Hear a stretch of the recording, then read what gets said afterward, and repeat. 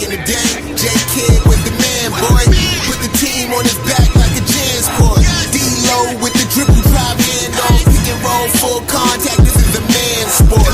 County of Kings, really the Kingsborough. You know Crown Heights, so you know that sound right. Brooklyn Bridges, Z-Dub defended. The Brooklyn Block Party, claps and double digits. Got the ball play, clicking, the whole block is with it. Left a lot on the table, now we coming to get it. The shook one's gone, we too Brooklyn strong. Can't stop, won't stop from the Brooklyn block.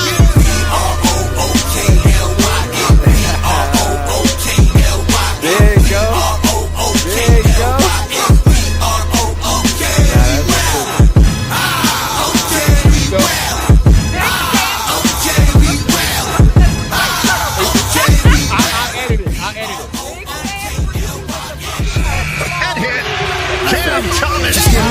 Right, shout out to the top podcast. Let us know, Big Fan. We can give it a nickname. We give the Nick Fan.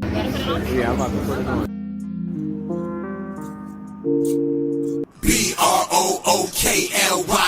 B-R-O-O-K-L-Y-N, B-R-O-O-K-L-Y-N, B-R-O-O-K. We well.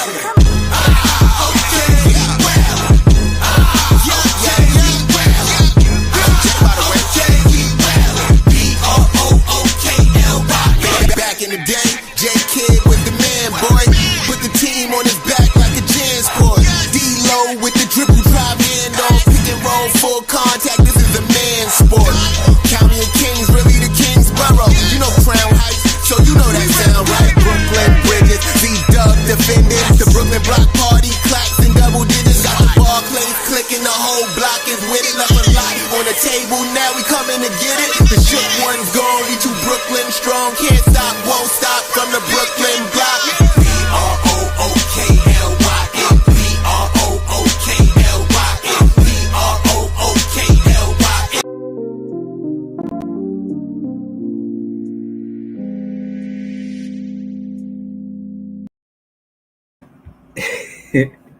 Yo, it's Big Fan Bleacher, the Brooklyn Nets vlog, man. I was trying to do the intro. I messed it all up, man. Shout out to you guys, though, you know what I mean? Apologies for starting late as well. Got a lot going on. Shout out to BC, Apartment Gamers, and more. Shout out to Scott. Shout out to Jay Hollywood. Shout out to Tip Off for Brooklyn Nets Podcast. That's my guy, Eskimo. Shout out to Jay Hollywood. Shout out to Player One. Shout out to BC again. Shout out to everybody that's watching. Like, share, comment, subscribe. We finna get to it, man. You already know what happened with the Raptors. Thank you very much. Thank you very much. The H is silent. Thank you very much. Thank you very much. The H is silent. I mean, for the most part, we could go over the game doing my due diligence, but you already know what it is. You know what I'm saying? I just spend time thanking you guys, you know what I mean? I'll just show y'all the stats. I don't really want to go through the game.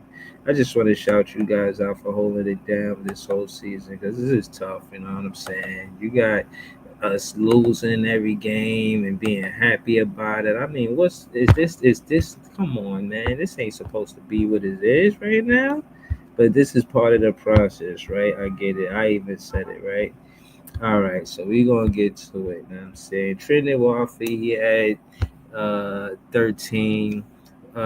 Timmy took 12 shots. He was 5 for 12. He hit a 3-pointer. You know, I didn't see much of the game, to be honest with you. I guess the night the I guess player of the night will be Reese Beekman. I never seen him score 14 points. You know, he was 6 for 13, 0 for 4 behind the 3-point line. So that means he was getting downhill. I don't know, man. I might like Reese Beekman if he's scoring all his points under the 3-point line. He had 5 assists. I mean, it's Reese Beekman at the end of the season. What you expect? You know what I mean? I don't, you know. Which leads me to the other part of the show where they was talking about the Florida Gator point guard that was busting ass the other night. They saying that they got him, us drafting him. I think his name's Clayton, Michael Clayton or something like that. He was hooping. That dude was hooping. I caught more of that game than I did the Duke game. I fell asleep on the Duke game. But that dude was hooping. I think they got us getting him with our last pick. We finna get to the Bleacher Report. You know, I'm gonna get through this, and you know what I'm saying? This probably be the probably the smallest part of the show tonight. I mean, it's a loss, and I expected a loss to a certain extent. Ain't that what we here for? So that we can get into a good situation with the draft. I mean, let's look at the draft real quick. You know what I'm saying? Because I'm gonna throw the link in the chat. I ain't gonna be here all night for sure, but I'm gonna get to the standings real quick. You know what I mean? See what's going on. Um, where that put us in a situation where we 25th, Toronto 29th. So pretty much they gonna have a better record than us. You know what I'm saying? That's obvious to see. I don't know if we catch the 76ers, but y'all heard what I said, and I said what I said. And you know what I mean? When it come down to the teams that's got worse records than us and what they did with their draft capital. Not to say it's gonna move the needle about what I said, but I think it should. Um, you know, that being said, yeah, that's that part of the show. You feel what I'm saying? Yeah, shout out to Ice, Walter Clay Jr. Yeah, man, this dude, from, he was from Florida. He was hooping, man. Like, he couldn't do nothing with him. He could shoot the ball. He could get to the rim. You remind me of, I don't know. He looked like Fred VanVleet a little bit, but they don't really. I feel like he was getting downhill, and he shifty. You know what I'm saying? So it was interesting to see. But yeah, definitely trying to see what's good with this Bleacher report mock draft. Shout out to Daniel Berry Sports Highlights in the chat. Definitely going to do the PCL debate. Hopefully, Leaf and Easy pull up because they be helping me do that. Ice was here too. I mean, anybody in the chat besides Ice want to help me do the PCL debate recap? That's the part of the show I want to get to early too. So yeah, you know what I mean. Matter of fact, let me go link to the chat now.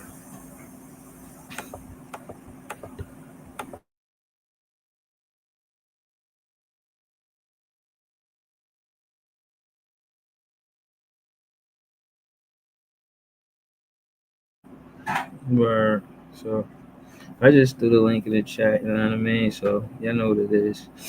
Yeah, so I'm gonna definitely need some other judges. I mean, I'll judge it on my own if I have to, but I really don't want to. I want it to be more than one opinion.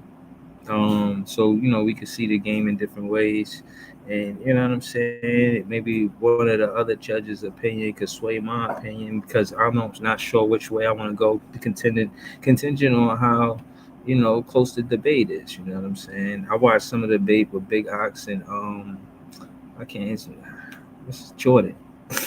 Him and Jordan. That was a good one, man. I can't call that one. You know what I'm saying. But that was a good one. But that mock draft.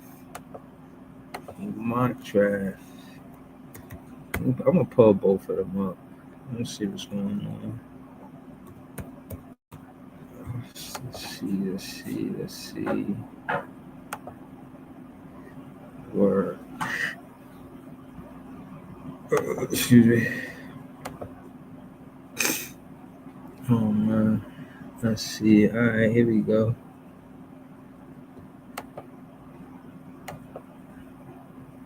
Here we go. Every other video. All right, here we go. Oh, but they clicking me to another link though. I got it.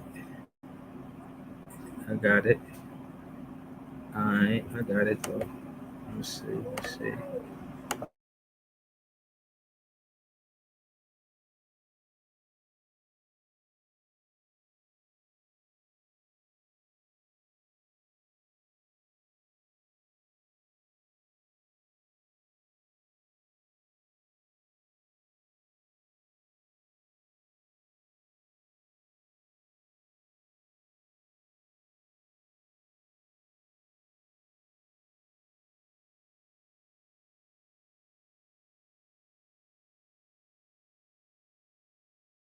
I was trying to share it, trying to see what up. Yo, come in and talking that Lakers talk, man. Stop being greedy, get to the needy. And that's trying to build championship team, man. Trying to get it done. Trying to have some fun. Yo, what's good, Ice? Good. Shit, man. Just happy to be here, Yep. Facts. Um, all right, it is what it is. I tried to load the Bleacher Report mock draft, which was very interesting. They was letting me Yeah, look at so it earlier. Why you ain't letting me look at it now? Why you on that bullshit right now? I might hit Word you up. up Bleacher earlier about it. Report. You know what I What mean? I you had to want from me, look at it Bleacher myself. Report? Yo, Bleacher Report did me dirty just now. All right, hold on. All right, I ain't even going. Hold on, I ain't gonna trip. I ain't gonna trip. But I will say though, Ice, it was interesting. You know what I'm saying? They had Jeremiah Fears coming to the Brooklyn Nets with the sixth pick. Facts. I'm That's the looking one at it that I right now. remember. I'm glad you pulled up because that's the one that I remember too. It was the last pick we used was for that Florida point guard, Clayton. Yeah. And the first pick was the sixth pick, and it was Jeremiah Fizz. Jeremiah Fizz on his team, man. What talk to us? Let me tell you what I feel about it, dude. I mean, let's take it there. I feel like, Uh-huh. based on what I heard from fans and with the highlights that I've seen, and again, the whole thing about him being a small guy, he's 6'4". He's 6'4". Yeah. I don't know how good his defense is. I don't. I just know that with a point guard like that makes us a dangerous team, dangerous backcourt. I could say, to say the least. We have a dangerous, you know what I'm saying? The 1-2 combo between him and Yeah. Cam Thomas. So, and I would want him to start. I wouldn't want him to start. We getting our first pick with Fez. I need him in the rotation. I need him getting heavy minutes that very first season. You know what I'm saying? Yeah. So, what do you think about the Bleacher Report giving us the sixth pick and we getting Jeremiah Fez with that pick? It sounds like they think that we're not moving nowhere. You know what I mean? That's where we are now. It sounds like we're going to stay right in that spot. And if we draft Jeremiah, I know Nets fans is excited. They not sad. They not pouting. They is with it. You know what I mean? Yeah, I'll be excited. It's like you said. I mean, most people think about size in the backcourt, but if you watch him in college, you have no worries with him playing point guard. There's absolutely that's what's none. up. You know what I'm saying? He gonna have some Um, turnovers or whatever, but as far as people guarding him, I just said good luck. You know what I'm saying? Good luck trying to yeah, hold that dude from getting in the paint. You know what I mean? yeah, yeah. Again, I'm glad to hear it because all of this just to get a player that we don't want is crushing. Cause Right. I seen Con Kneppel, whatever his name is, in some of that Yeah. Duke game. I ain't gonna lie, he was going off in that first half, but he missed a big shot in that second half. And I don't want to necessarily hold nothing against him, but excuse me, I know he's not a point guard, and for us to do all of this for a catch and shoot player is it's just as a content creator, it make me want to slam my hat on the ground. You know what I'm saying? Like, if, I would be tight if that shit happened. You know what I mean? Yeah. Fans don't want him. Not for the first pick.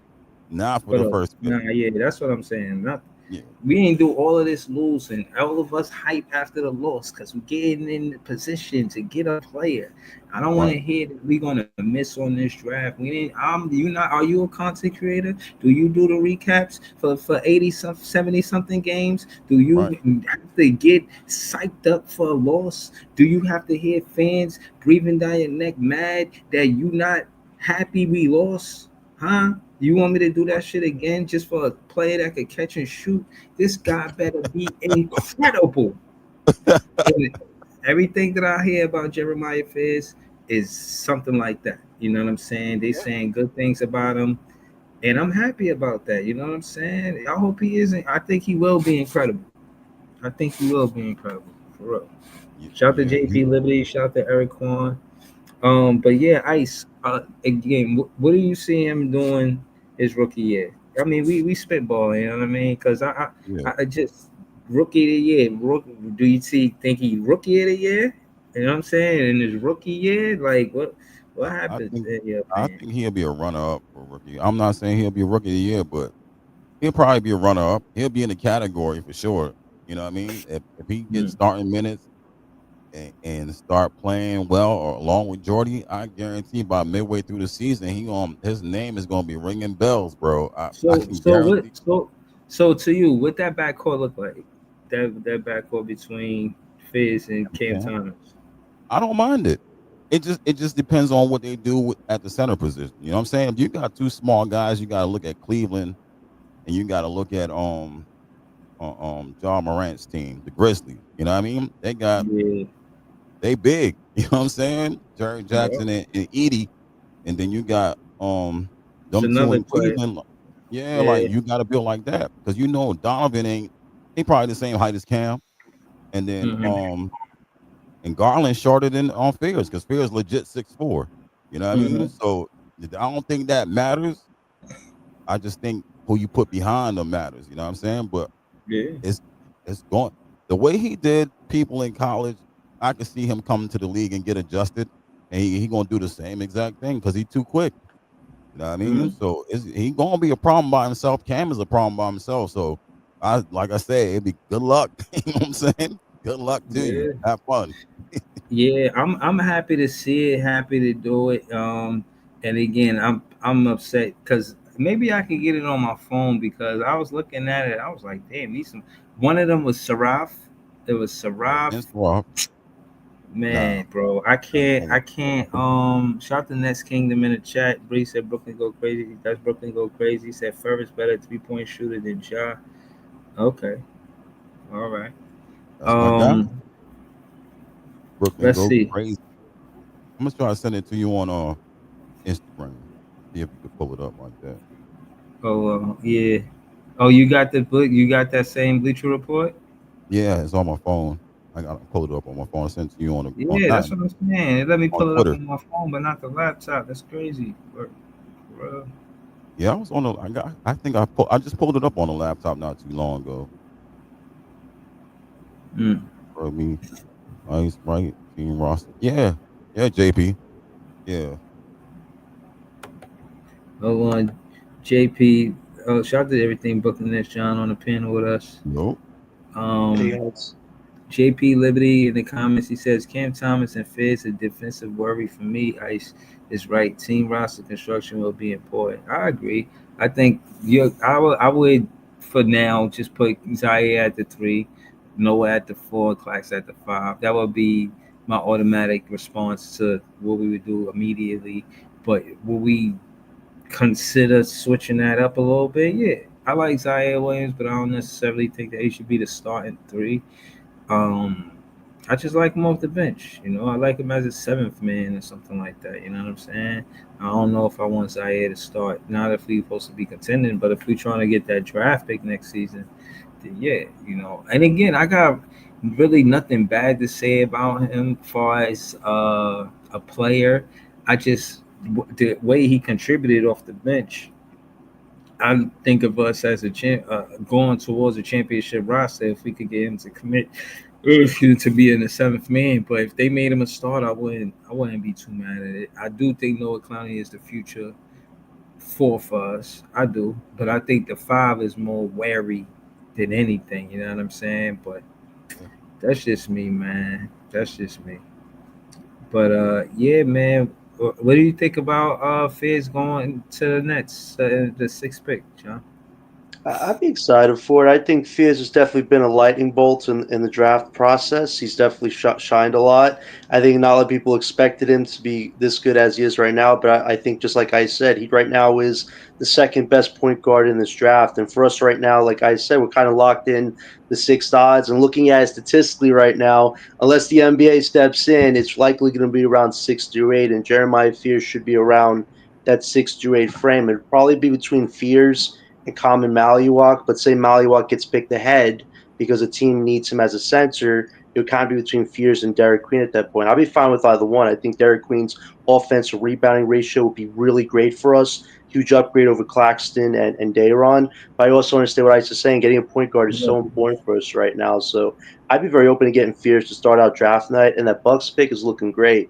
Whether it's 17 or 18, if we get Thomas Sorber, with that Bucks pick, Swalber and Fears, that's a great start to your draft night. And then we also have Maxine Renard with the Rockets or Knicks pick. Those picks are right next to each other now. That's where it looks like it's likely going to fall. Those two picks right next to each other. Great opportunity there with selections. We get Maxi Renard, another big. But I think if you get Sorbo or Renard, you definitely got to try Claxton this summer. I just don't see our center position Yeah. getting better with Claxton. And like I said, if you have Fears and Thomas, that center is really going to play a pivotal role in trying to protect those guys because obviously there's going to be some defensive growing pains. But if we could get a Thomas Sorber, he's like a combo big, or you get a Renard, I think our center position or forward position will be a lot bigger and stronger than it is right now. So if that's where the big Oh, ball, also they had us in that Bleacher report. I remember because I looked at it. They just showed it to me on my phone. It's not pulling up on the laptop. They had Johnny Broom come in, and I'm not gonna lie. I don't watch college basketball, but I seen him miss those free throws at the end. I said, "Damn, I don't know if he could be a Brooklyn Net because Claxton be missing free throws." But maybe I'm putting too much on it. You know what I'm saying? Like, I don't know. yeah, Did he have a good game the other day? Did Johnny Brown play well? Did he play? I can't hear you, Ice. Ice, you on mute. Yo, I'm Yeah. back.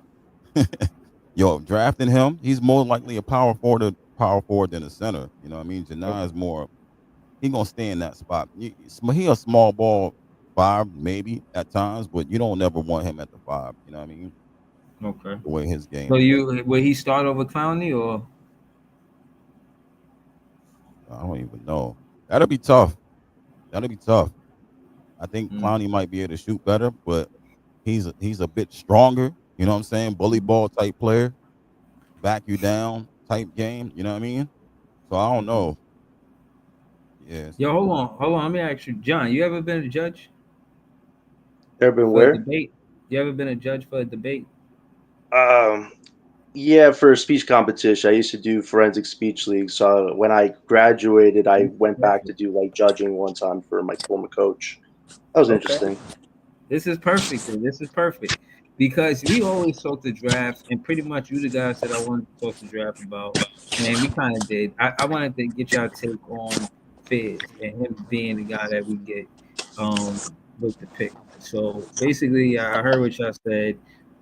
It's me kind of rushing through the stream. I'm not gonna be here all night for sure. I gotta be here early, but yeah, I do want to get to the content for sure. Now, for context, I watched this show. You know what I'm saying? They Talk Basketball is one of the bigger platforms on YouTube. Big Oxy shows love. He'll pull up. He a Sacramento King fan. He a content creator too. So even when he's not on that show, if he does something, I'll be in the chat or I'll jump on a panel. I like him as a content creator. That's my guy. But case in point is he had a debate, and that doesn't hold anyway, you know what I mean, in this debate. If he won the debate, I'm gonna say he won the debate. If he didn't, then I gotta keep it tall with y'all. You know what I'm saying? Gotta keep it real with y'all. So we're gonna get to that. Ice was here last time, putting in great input. Very interesting, man. But Ice, just in your opinion, recapping the debates we did last time, but what did you think about it? Was it cool? Yeah, it's cool. Listening to other people, I think they'd be having great insight on, like, you know what I'm saying, the teams sometimes, or just the player themselves, like the numbers, the accuracy that they be at on the panels. You know what I mean? Like, I'm like, Mm-hmm. yo, you know what I'm saying? Some of these guys know some things I don't know. You know what I mean? I'm not that detailed for other players in the league. I'm detailed for the Nets, but the way they are, Right. random questions, I like that. No, absolutely, absolutely. One of the reasons why I like this show, because I ain't gonna lie, they be like, "Yo, you remember Game 5 in 1997 when he had Yeah, hit him with the crossover?" I'll be like, "Huh?" yeah, right. I wasn't alive for that. You put that period. Word. Third quarter, had him on smash. You remember he pump fake. I'm like, you remember that? Now I'm saying this, they don't hear me saying this, but this is what I'll be saying to myself. Like, God damn, these guys are basketball savants. Right. You know Is what he I'm wearing? Is saying? he wearing a crown? Oh, that's so cool. He's wearing a crown. That's funny. He called himself King Ox. Versus him. Wow. He's really Big Ox, but he called himself King Ox in this debate. We're gonna see if he's a king in this debate right now. Because Jordan definitely going trying to figure out if he a king. And I'm not gonna lie, this is one that I was listening to. Is the first one, and this was the one I was listening to, and it was tough, man. And I was like on my way home, so I didn't really get a chance to hear them word for word clearly, like I'm about to hear it now. I'm about to get a tea in the tree. I'm about to, you know what I'm saying? We about to see what's up. It's 20 people in the chat. We got 4 people. Easy, where you at? Leaf, where you at? This is JTV. Where you at? Oh, King Ribby seen it. You say he smoked his boots? Okay. Okay. Shit, we finna get to it, man. Let me see. Damn, it's late, man. I don't know if anybody wanna be an extra judge on the panel, because what if it's 2-2? People's a judge. Peoples, you ever judged a debate before?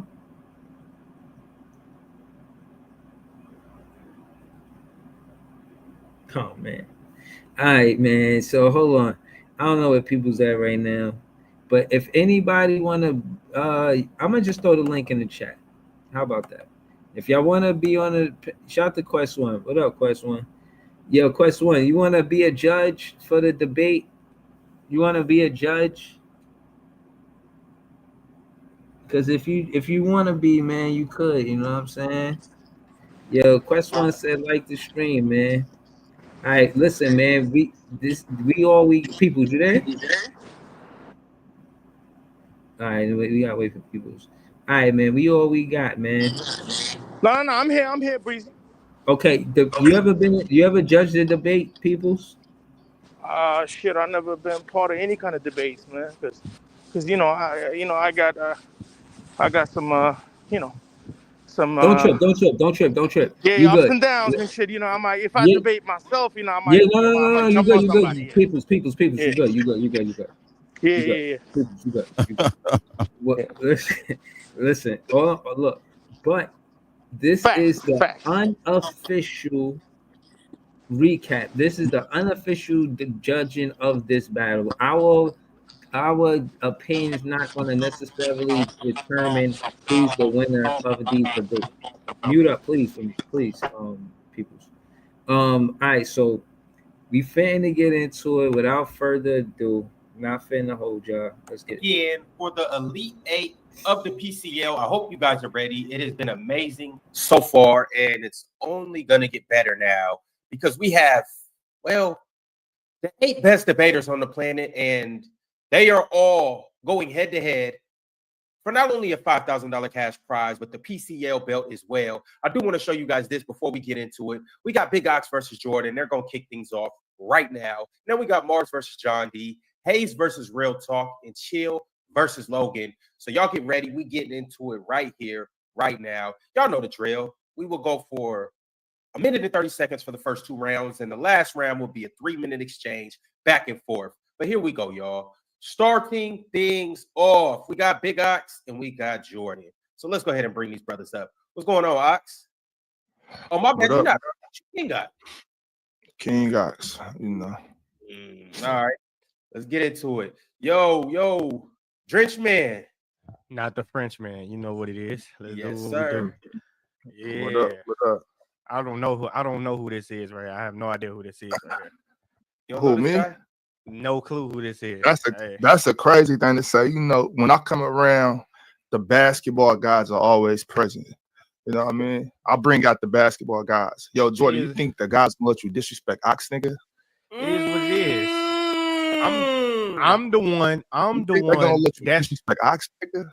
I'm the one in the. I'm the youngest one in the room, but everybody call me Big Bro. So let's go ahead, Ron. Let's go. All right, well, hey, King and Big Bro. Let's get into it. Hey, bring my change back too. Oh, Big Bro. The first is Jordan. We're gonna start with you. The first topic we got is pick a current player to team with Shaq.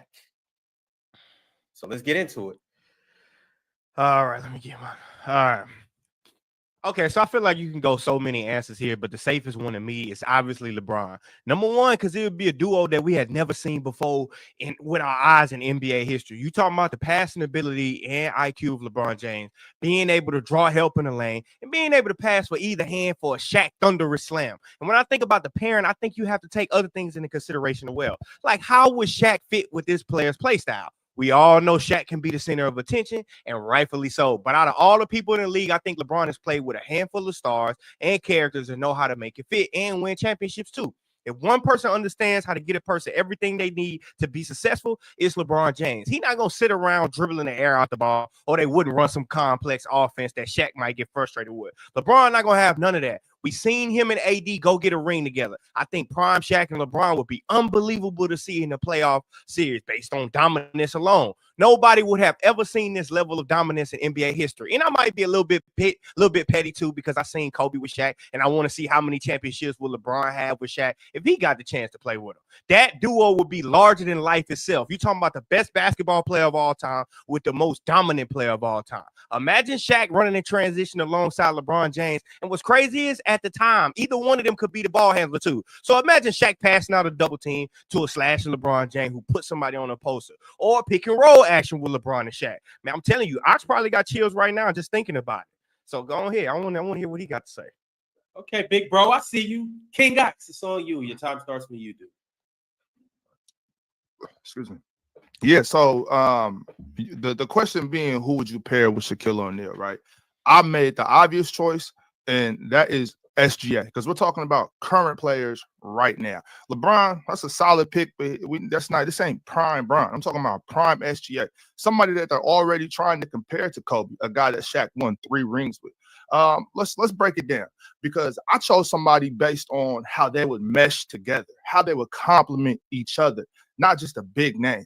You know what I'm saying? Complement each other on the offensive end. SGA this year has been knocking down that pull-up 3 ball. He's added that into his game. He's hitting it at a very high clip now. That alone, you coming off a big screen from the big fella like Shaq, that the defense is helpless, right? SGA also getting downhill, no pick and roll, able to probe the defense, attract a lot of attention that leaves Shaq open for lob threats, dump downs, all of that. So while LeBron sounds good, we need somebody that can complement Shaq, somebody that can space the floor. You know what I'm saying? Somebody that in late game situations, when they're going to hack a Shaq, maybe Shaq might come off the floor for certain situations, because we know that was one of the things they did to stop Shaq. We got somebody like SGA who is very good at closing games, clutch, a very good clutch player, somebody that's going to score at the end of the quarters. I chose somebody that complemented each other, not just a big name. It's back on you, Jordan. 1:30. Let's hear it.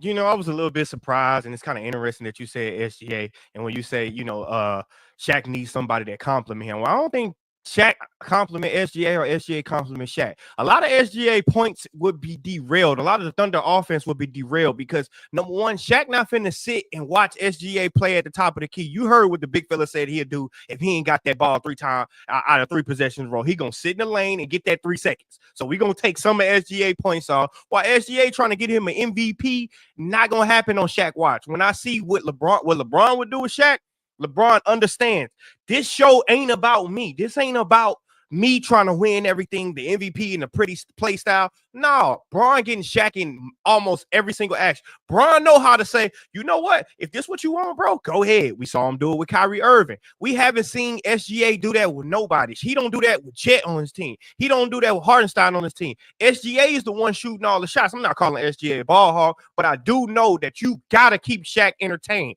He's not finna sit around and watch SGA have his little pretty little game day fits on and his little getting his groove on and do all that shit. Nah, Shaq ain't doing that. You know what Shaq doing. He getting that 3 seconds, Ox. Use a big man like yourself. You don't want to play with a dude who got to feed you. That ain't what's going to happen. Shaq gonna sit and demand the basketball and do what he's supposed to do. Now, you know that, bro. SGA is cool, just not the right pick. You need a pass-first guy. You need somebody to say, Shaq, go ahead, big fella, do what you do. And hey, that's what I go ahead, Ox. Back to you, Ox. That's just factually incorrect. You don't have to be a pass first player to win with Shaq. Kobe Bryant wasn't a pass first player, and him and Shaq won 3 straight. So Jordan, don't lie to the people, brother. Once again, I'm not going to sit here and do narrative talks. I'm not going to engage in that. I'm not going to talk about pre-game fits, post-game interviews, and Shaq clowning around on TNT talking about I'll just take 3 seconds and stuff like that. I'm going to talk about the basketball game. I'm going to talk about how they complement each other. Once again, on the defensive end now. Let's talk about that. Let's talk about how they complement each other on the defensive end. While Shaq, we know, was a solid rim protector, really good paint presence on defense, we all seen that Shaq could be taken advantage of in pick and roll defense, playing drop coverage and things like that. With a defender like SGA, somebody that's a pretty good screen navigator, somebody that doesn't just die on screens, somebody that likes that recovers very well on the defensive end. I think Shaq and SGA complement each other very well. Regardless of the narrative talk, we're talking hoop, Jordan. Let's keep it basketball. These two guys complement each other on the offensive end and the defensive end. Not just in ticket sales. SGA will be one of the best second options we've seen. This SGA, I'm talking about this SGA and this Bron. We're not talking about 2013 LeBron James, Jordan. We're talking about this year. You know what I'm saying? SGA is better on defense and offense than LeBron, and he compliments Shaq. We got 3 minutes, fellas. Y'all know what to do, and y'all know what time it is. Let's talk ball, Jordan. Hold on, Jordan. You muted. You muted yourself. Oh, you know when you said that. Now, let's go. You know when you said that Kobe wasn't a pass first player, you're right. And Shaq and Kobe had some friction. That's all I'm saying. You know how they get down. Kobe, they won 3 championships. Who cares about friction? Yeah, they won 3 championships. That's why that's exactly why I want to see LeBron and him have it. The question isn't who's going to have the least friction. The question isn't who's going to get into it after the game. The question is what duo is going to be the most dominant. This has nothing to do with the narrative talk you're trying to spew. I'm talking about how do they narrative talk. You said on offense. How do they complement on defense? I'm talking ball, Jordan. You're right. They complement. Yes, Shaq and LeBron. First of all, Shaq and LeBron complements even better when you're talking about the duo because you making it seem like LeBron James having a wash season. You making it seem like LeBron James having a wash season. I didn't say that. Yeah, but yeah, but what I'm saying with LeBron play style, with him and Shaq's want somebody who Shaq gonna sit in the lane and get them 3 seconds for sure if you don't pass him the ball. Shaq not about to. Why would he do that? Who was when? That's what he did. And just stand in the middle of the key. Oh, give me 3 seconds because he didn't dump it down to me when I wanted it to. That's what he did. Shaq says it all the time. When he didn't get the ball 2-3 possessions in a row, he getting 3 seconds. You not finna just. Why would he not get the ball? That's what I'm saying. Where is he coming from? Because SGA is averaging 30, 33 a game. SGA is averaging 33 a game. He's doing more shooting than he's doing passing. You're trying to create a narrative that does not exist. Why is that a narrative? Why would SGA not dump it down to the biggest, to the most dominant player to ever exist? Because we never seen him do it. Have you ever seen SGA do it?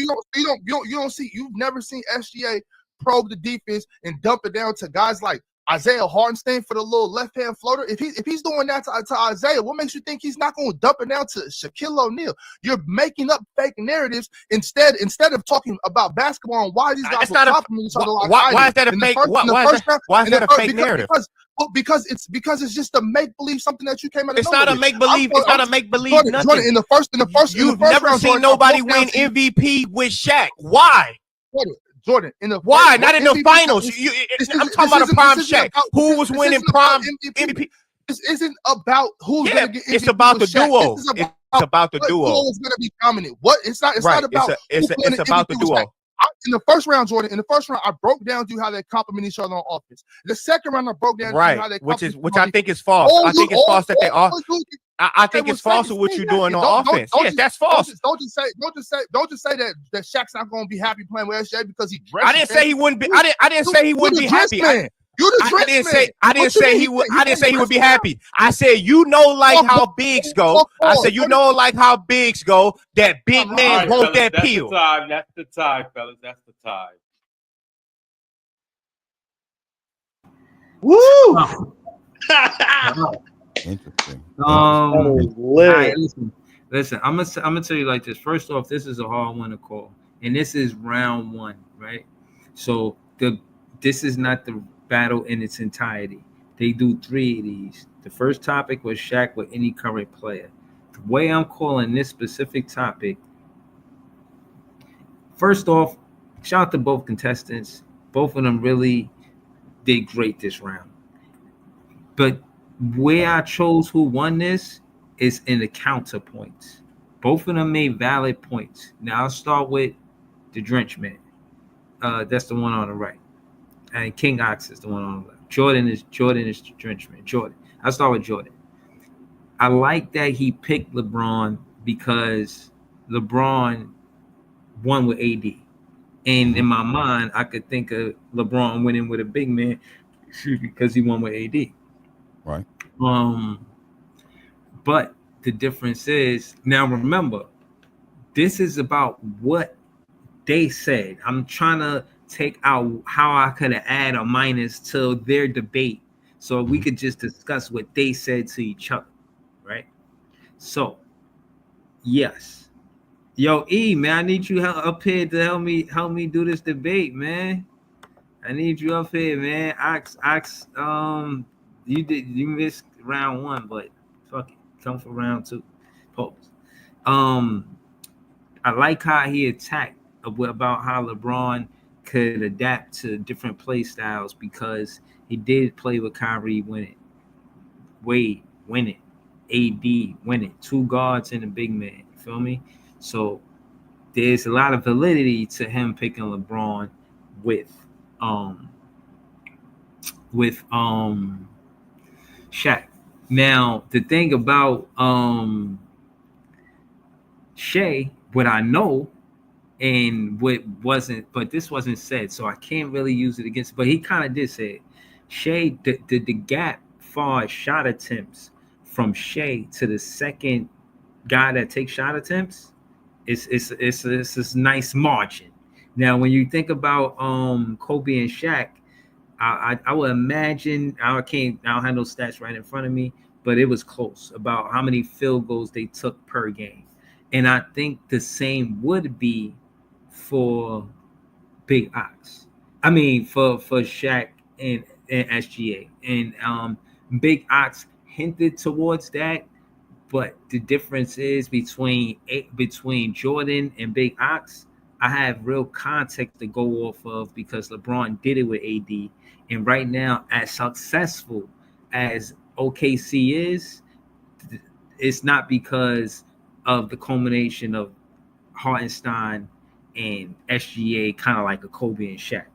So I'm kind of leaning with Jordan in round one, but it's tough because I feel like Big Ox had a lot of counterpoints to what Jordan was saying, but I don't want to be long-winded. I gave y'all about a minute and a half, 2 minutes, just so we could keep it going. I'm gonna say Jordan got the first round. We're gonna go to Ice. Ice, how you call us? You got 2 minutes. Ice, go ahead, talk to us.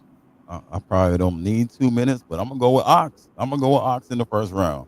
Okay, talk to you. Because the what Ox was saying about SGA and them matching up offensively, that's what I was thinking in my head. First person, I'm like, yo, SGA. And he said LeBron. Jordan said LeBron. I'm like, all right, yeah, that'll work. You know what I mean? Pass first, LeBron. But when he said SGA, I'm like, yeah, because can't nobody hold SGA at this point in his career right now. And you give him Shaq and the points that he made, how offensively they would match up. I agree. I see that completely. You know what I mean? I also see LeBron. Like you said, it's tough to call, but I went with Ox. I'm thinking Ox made more points about SGA and Shaq, the pairing, that I thought made more sense to me. You know what I'm saying? So I'll go with Ox this first round. Yeah, this wasn't like 100%. This had to be like a 51-49 either way. Like it was really close. I could have easily made more of an argument for Big Ox too, but it's 1-1 right now. John, you doing the icebreaker? As a matter of fact, while one here, I might let Ice go last just because we call him Ice, and then he could do the icebreaker. Go ahead, John. All right. How'd you call this one, John? Tough one. All right, this is what I gotta say. Hear ye, King Ox denied Jordan another ring. No, it was very interesting. Listen, I'm a little surprised with Jordan. He came with all this mox, and I thought he was gonna give me a very creative answer, but he went with LeBron. Like, I feel like that was a cop out. Like, there's so many players you can go to, and you want to go to LeBron first. You know, SGA. That's why I like what Big Ox said. SGA came in my mind as soon as the question was asked. I'm like, SGA. Offensive dominant player. He works well with bigs. Even James Harden. I thought Harden would have been mentioned. Look how well Harden has done with bigs in his career. Clint Capella, Nick Claxton, best career numbers of his year. Look what Zubats is doing. Best numbers of his career. Harden knows how to feed bigs on a dime. Harden and Shaq, that would have been a lethal combo because Harden would have had so much attention on him that Shaq would have been left to dunk whenever the hell he wanted to. So I'm glad that Ox was thinking about SGA because SGA is one of the most dominant players in the league. And I think what Jordan's problem was he's thinking 90s basketball as opposed to 2025. So I was a little surprised that Jordan wants to go with LeBron. So maybe he'll come up with a fresher answer. But I thought Big Ox he knew a player he wants to go to, a player that could complement Shaq. And I was surprised when Jordan said that SJ scores too much. So what? If SJ's dropping 50 and all Shaq has to drop an extra 30, game over. Like, that to me was a bad faux pas on Jordan's part. So yeah, I thought King Ox was very deliberate in his answer, and he kept it short, sweet, to the point. So I definitely say King Ox took that first round. All right, it's three. It's only three judges on the panel. First round goes to King Ox. 2-1 King Ox. We about to get to the second round. You know what I'm saying? This is going good, so let's keep it going. We got a good first round on our hand, or good first topic, y'all. We got some good basketball talk. We got some good narrative talk. We got a little bit of yap in there, but ultimately we had a good first topic. Now let's get to the second topic. What we got, Cheerio? Cue us up. All right, Big Ox, you know what's on you this round because Jordan went first with the first topic. So we got the 2025 Los Angeles Clippers versus the 2014 Los Angeles Clippers. Who would win in a 7-game series? Big Ox, the time starts when you do. Okay, so with the question being the 2025 Clippers versus the 2014 Clippers, since I know ball, I made the right choice, and that's obviously the 2025 Clippers, right? When you look at the 2014 Clippers, we got to be real. We got to be honest with ourselves. That was one of the most overrated teams that we've seen in a long time. You know what I mean? Like, they were basically a highlight reel. And don't get me wrong, like, that was cool for the regular season. That was cool for ESPN top 10 and things like that. But Jordan, you know this. When the playoffs come around, the game changes. It slows down. They compact it a little more. You're not getting off those little lobs to DeAndre Jordan and Blake Griffin just to bail you out of tough situations. You know what I'm saying? That's not going to work as consistently in the playoffs. I'm curious to know, where does this consistent scoring come from in this time? Does it come from Jamal Crawford, who, with all due respect, I don't think it's going to be consistent enough to win 4 games? JJ Redick's shooting abilities is great, but it's not going to be consistent enough to win 4 games. What does that do? Does that turn Chris Paul into an ISO scorer? Are we dumping the ball down to Blake and riding that? I don't think that's going to be enough scoring, enough firepower against this squad. Also, we got to be real with ourselves. Doc Rivers is not going to make the in-game adjustments to beat Ty Lue, who you just said the other day, Ty Lue ain't no joke. He's going to do what Doc is not going to do. All right, Jordan, it's on you. You know what time it is.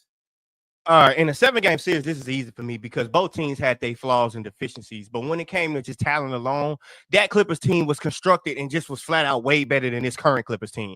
They led the league in scoring at the time. They had the best offensive rating in the league and a top 10 defensive rating in the league as well, too. You had Chris Paul, who was in his prime at the time, averaging 19 and almost 11 a game. Blake Griffin finished third in MVP vote that year because he averaged 24 and almost 10 rebounds a game. And that's just a two-headed monster. But you got the Clippers structured a master at the point guard, a sharpshooter on the wing with JJ Redick, with the defender and the hell of a role player, Matt Barnes, and the lob threat and rim protector of DeAndre Jordan. And don't forget the co-star in Blake Griffin. But now here's where it get crazy. I got Jamal Crawford coming off my bench, the reigning 6th man of the year, alongside with UCLA's finest Darren Collison. I can keep going, but I'm going to stop right there. No matter matter which way you want to slice it. I have more talent on my squad. Chris Paul is having a field day with Zubac trying to guard the pick and roll with DeAndre Jordan or Blake Griffin, especially with a shooter in the corner as sharp as JJ Redick. And then when you get no production from Zubac on offense, because DeAndre Jordan manning in the middle, Kawhi might get off, but I'm cool with that. And here's why: the Thunder had a very tough series with the Clippers team, and for them to win that series, Durant had to average 33, 9, and 5 a game, alongside with Westbrook 26, 6, and 8 a game. And unfortunately for you, Ox, you don't have anyone on that team who can average 33, 9, and 5 for a series. And I could almost argue you don't have nobody that can average 28, 6, and 8 for that series. But I can guarantee you one thing: you definitely don't have both. So when we start talking about sorry, Jordan, I gotta mute you. Round 2, Big Ox, talk to us. See, Jordan, what I talked about in the first round was the 2014 team's deficiencies on offense. Now we talk about this 2025 team. They have a stifling defense, Jordan. A stifling defense. They're making rotations a lot different than what you just spoke about. That's an elementary way of guarding that. We know Ty Lue's not going to do that.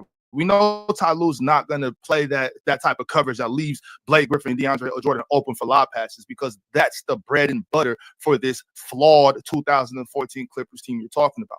You brought up the Chris Paul averaging 19 and whatnot. Why aren't you talking about the fact that James Harden, Kawhi, and Zubac are both all three are averaging 20 plus? Zubac is a demon on the glass, right? But let's keep it real. Y'all have an issue with consistent scoring in this playoff series against his stifling defense. This 2025 team does not have that issue. Who was supposed to be guarding Kawhi Leonard, Jordan? Matt Barnes, Jared Dudley. Who's guarding Kawhi Leonard? Kawhi Leonard is having his way with this team. You know what I'm saying? And what? Chris Paul is supposed to be stopping. It's supposed to be stopping James Harden. Like, be real. My best player is better than your best player. My second best player is better than your second best player. My coach is better than your coach. My big man is dominating the glass, dominating the paint. He's a much bigger presence. I'm curious to know, how do y'all stop Kawhi? Gotta mute you too, Ox. It's back on you, Jordan. Talk to us, Drench Man. All right, number one, the Zubac thing is out of the question. You saying Zubac can average 20? He's not averaging none of that on DeAndre Jordan. You talking about DeAndre Jordan the season that he put up. That's number one. Number two, it's not about who can guard Kawhi Leonard. Like, okay, I'm okay with Kawhi Leonard doing what Kawhi Leonard does. Like I just said, the Thunder had two hell of a guys that the Clippers don't have, and they lost the series 4-2. But if you go back and watch those games, guess what? Those games was extremely close. And it's crazy to me that you say yet you trying to play the Clippers like they had a gimmicky offense. It's the reason why they had the number one offense in the NBA. Chris Paul is a maestro doing what he does. No matter how much you see it, you not stopping Chris Paul, Blake Griffin, and DeAndre Jordan doing what they need to do. You not stopping JJ Redick doing what he need to do. And the firepower of Jamal Crawford, whenever they need that spark, he could do the things that they did. When you bring up the defense of the Clippers, yeah, they're playing good defense right now, but we know James Harden is a weak link. We know Zubac will be a weak link in that series. So when you talking about Ty Lue putting some monstrous game plan, no, there ain't no monstrous game plan that you could put together for Blake Griffin and them.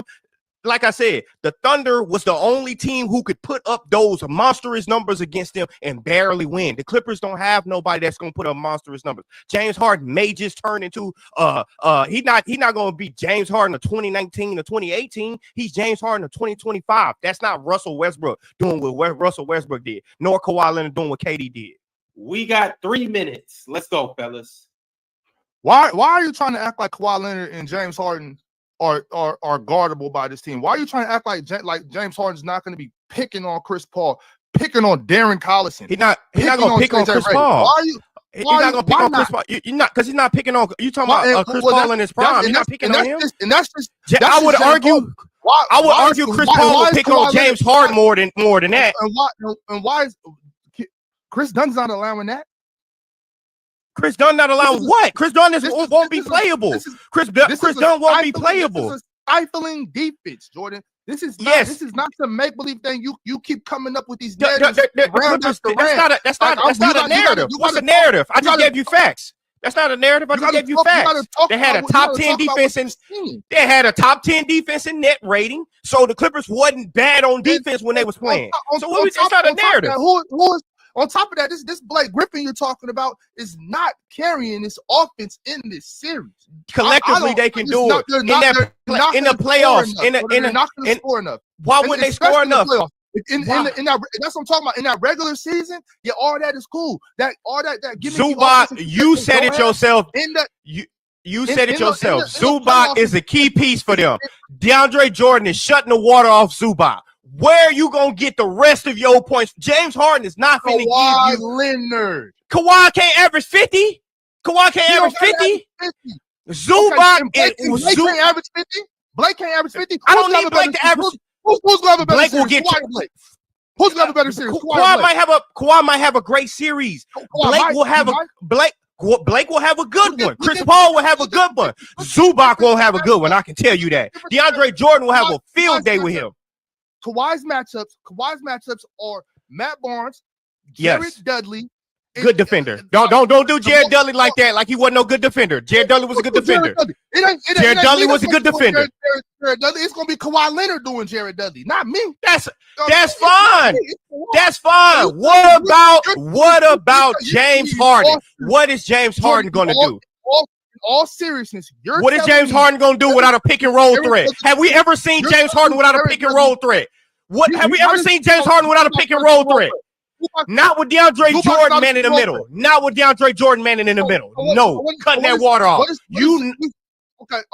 Okay. So what is DeAndre Jordan gonna do in no man's land in between James Harden and Zubac? We know James Harden probes that space. Cut the water off, DeAndre. He can't do that, Jordan. Stop saying he's cutting the water off. Why? Do that because why? I'm gonna teach you something, Jordan. Let me teach you something. Zubac is not a live threat. Zubac is not a live threat. You answer the question. You don't want to hear the truth. When James Harden's coming downhill and DeAndre Jordan has to make a choice, it's either a floater or a lob. Who is DeAndre Jordan? How can he stop that? You can't. Fellas, you can't. I gotta step in. I gotta step in, y'all.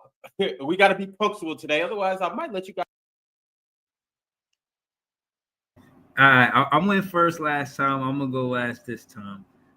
Easy was here for this whole debate. First off, let me shout Easy out. Shout out to Easy E. Like I said, he make the panel dope. Yeah, I already know that.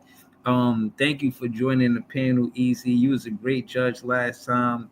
And part of the motivation of me even doing this debate, I checked for you earlier. I'm glad you made it for the first debate. You missed the first round, but this is still the first debate in the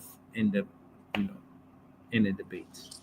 But Easy, what did you think so far about this round, about Big Ox choosing the 2025 Clippers and Jordan choosing the 2014 Clippers? Who wins in a 7-game series? Who you think made the stronger points tonight?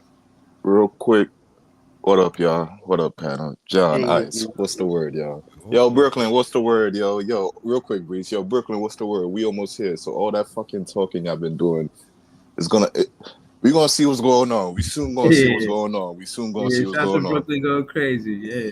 Shout out to Brooklyn. But since we here, real quick, I was here for the first debate. I just wasn't saying nothing in the chat. I was just listening and looking at shit. But since we here right now, I mean, for one, let me just say this, just in case nobody knows.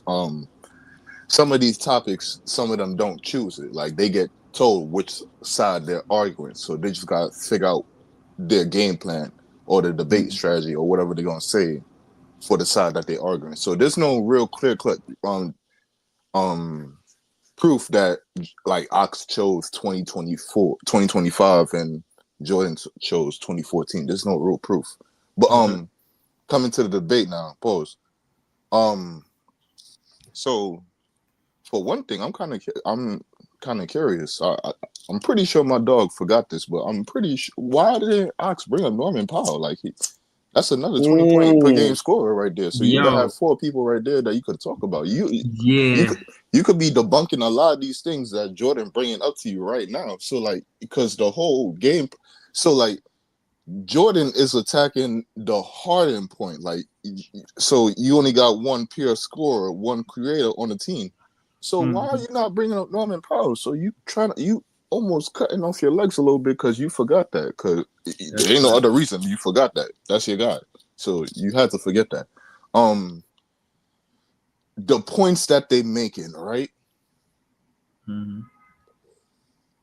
So let me ask this question. I was curious about this because when we did this shit the last time, I was curious. Because I know it's like rounds, like 3 rounds. So you give each person a round. Do you judge it like that? Like each person, I'm going to give it a round? Or do you hear all 3 rounds collectively and make your decision from there? You just say like, okay, from the 3 rounds throughout your whole argument, I ride with your argument more.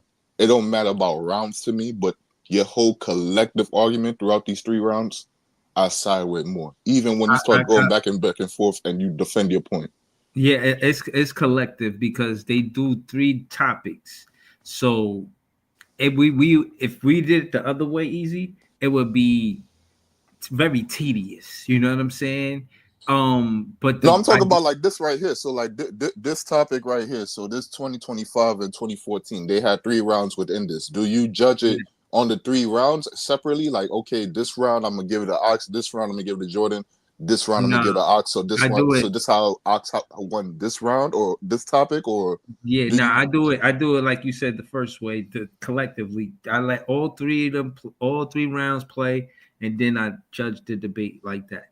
Because on first they, like you said, it's like round, but I don't know. This is like me, trying it out. What do you think we should do it the other way?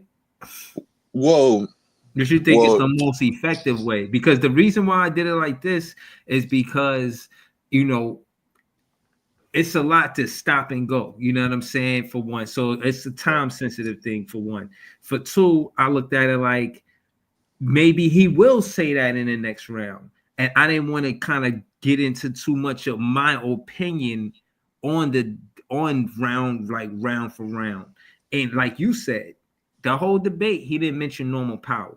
I didn't want to wait till after the first round, like, damn, is he going to mention Norman Powell? And then judge debate on whether or not he did or didn't. Because I didn't realize that until you said it. I thought that he was making good points, but if he would have said that easy, yeah, I would have probably had to give him the round, but because he didn't, I don't know if I am. Like I said, I got the luxury of going last though. But go ahead, easy. Yeah. So back to the talking points. I mean, Ox had more food on the bone. He could have fucking ate. I mean, he could have said some more stuff, but he chose not to. He chose not to. So I like the points that Jordan made. So bringing up their top 5 in offense and defense, or top 10, I think, in offense and defense, that's a strong point right there. I don't think that's something that the Clippers got going on for them right now. Ox is trying to downplay them, but we know what that 2014 Clippers team was. So he's trying to downplay them a lot. He should have talked about their depth, but he didn't. From the talking points, I'm gonna have to give it to Jordan. But if I was to do this collectively, it'll be a little bit more tougher. But throughout the round, I'll give it to Jordan. So right now, in this whole thing, I'll have it 1-1. But I'll give it to Jordan. All right, cool. All right, so that's valid because you said you was listening, but you didn't say nothing. So you got it 1-1. All right, so what about you, John? How you calling this? Yeah, that's why I say this is a good format how we review round after round as opposed to just waiting 3 and then trying to jumble information. This is a good way to recollect thoughts. So I like the way you're doing it, Breezy. Yeah, I think Ease made a really good point there. I feel like Ox left a little meat on the bone there, leaving some things out. But what Big Ox did make sense of that, he made 2 very valid points. You look at Ty Lue versus Doc Rivers. Ty Lue has shown he can work with different star personalities, whereas Doc Rivers, he's had star personalities, but he's given up huge leads, not just in 2014, but in the bubble as well. So I think Ty Lue is way better game plans than I would say Doc Rivers does. Doc Rivers kind of gets stuck in his own ways, and the players kind of don't like him after a while. Whereas with Ty Lue, nothing but good things about Ty Lue. No matter if he wins or loses, he's a good coach. So I think Ox made good sense of that. Another good point he made was the defense of the Clippers is so underrated this year because without the defensive system that the Clippers had, I don't think they'd be anything more than a bottom playing team right now. So that defense is kind of what's given them an edge, and I think that would give them an edge against the 2014 version Clippers. So I think Ox made two really good valid points there. And I feel like with Jordan, you just keep talking about DeAndre Jordan, man. Like DeAndre. Like, listen, the guy was a lob threat. But you look at what Zubats is. Zubats a big boy, man. He can rebound, he can lob, he can throw layups. Like Zubats does a lot more than DeAndre Jordan does. So I feel like Jordan was just relying too much on DeAndre Jordan, I guess, in his prime. That's not a really good argument for me. So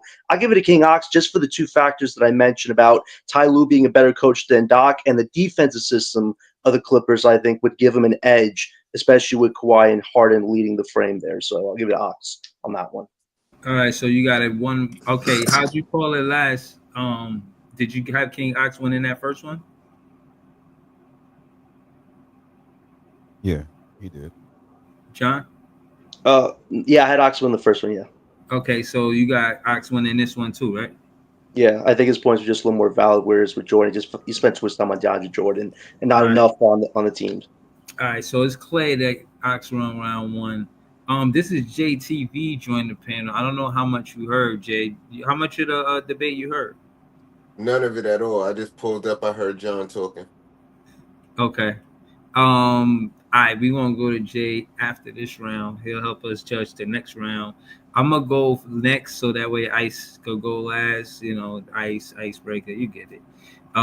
So listen, with Easy's point, that's a very valid point because Jordan was really pressing him hard about having only Harden, and you know he mentioned KD points and Westbrook points and say you don't got both and you don't got two players that could do that, and all Big Ox had to say was we got Powell, and Powell could give us 20. May not be able to put up the same numbers, but like again, I was saying Big Ox would be right if he said that, but he did not say that. So I can't give him those points or credit because he didn't say it. But I think that's why. But do I give it to do I give Jordan the round because he didn't mention Powell? The back and forth between, and it's a hypothetical, you know what I'm saying? And I see like none of them really discussed the whole distance of going a 7-game series, and you know what I mean? None of them talked about the playoff experience that, you know what I'm saying, the 2014 Clippers had. I mean, Jordan kind of touched on it. He said, but you know, which I thought was good because Big Ox didn't have much to go off of because you know this, how you say, version of the team. This is the first time we've seen it, so they never been to the playoffs together. I kind of want to edge Jordan on this, and you know I ain't the icebreaker, so I ain't got the pressure on me. I'm gonna say Jordan won because I like what Easy said. If Big Ox would have mentioned while he was getting pressed by Jordan about not having an additional scorer, and he mentioned Norman Powell, I would have went with Big Ox with that. But he didn't say that, so I'm gonna give it to Jordan on this one right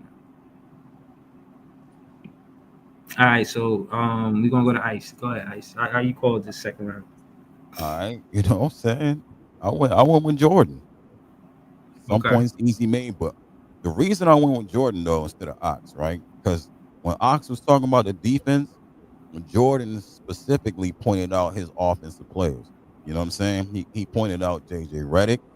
You know what I'm saying? He pointed out he said what DeAndre was going to do, and I was like, oh yeah, him and Zubac might be a wash. And then he mentioned Blake.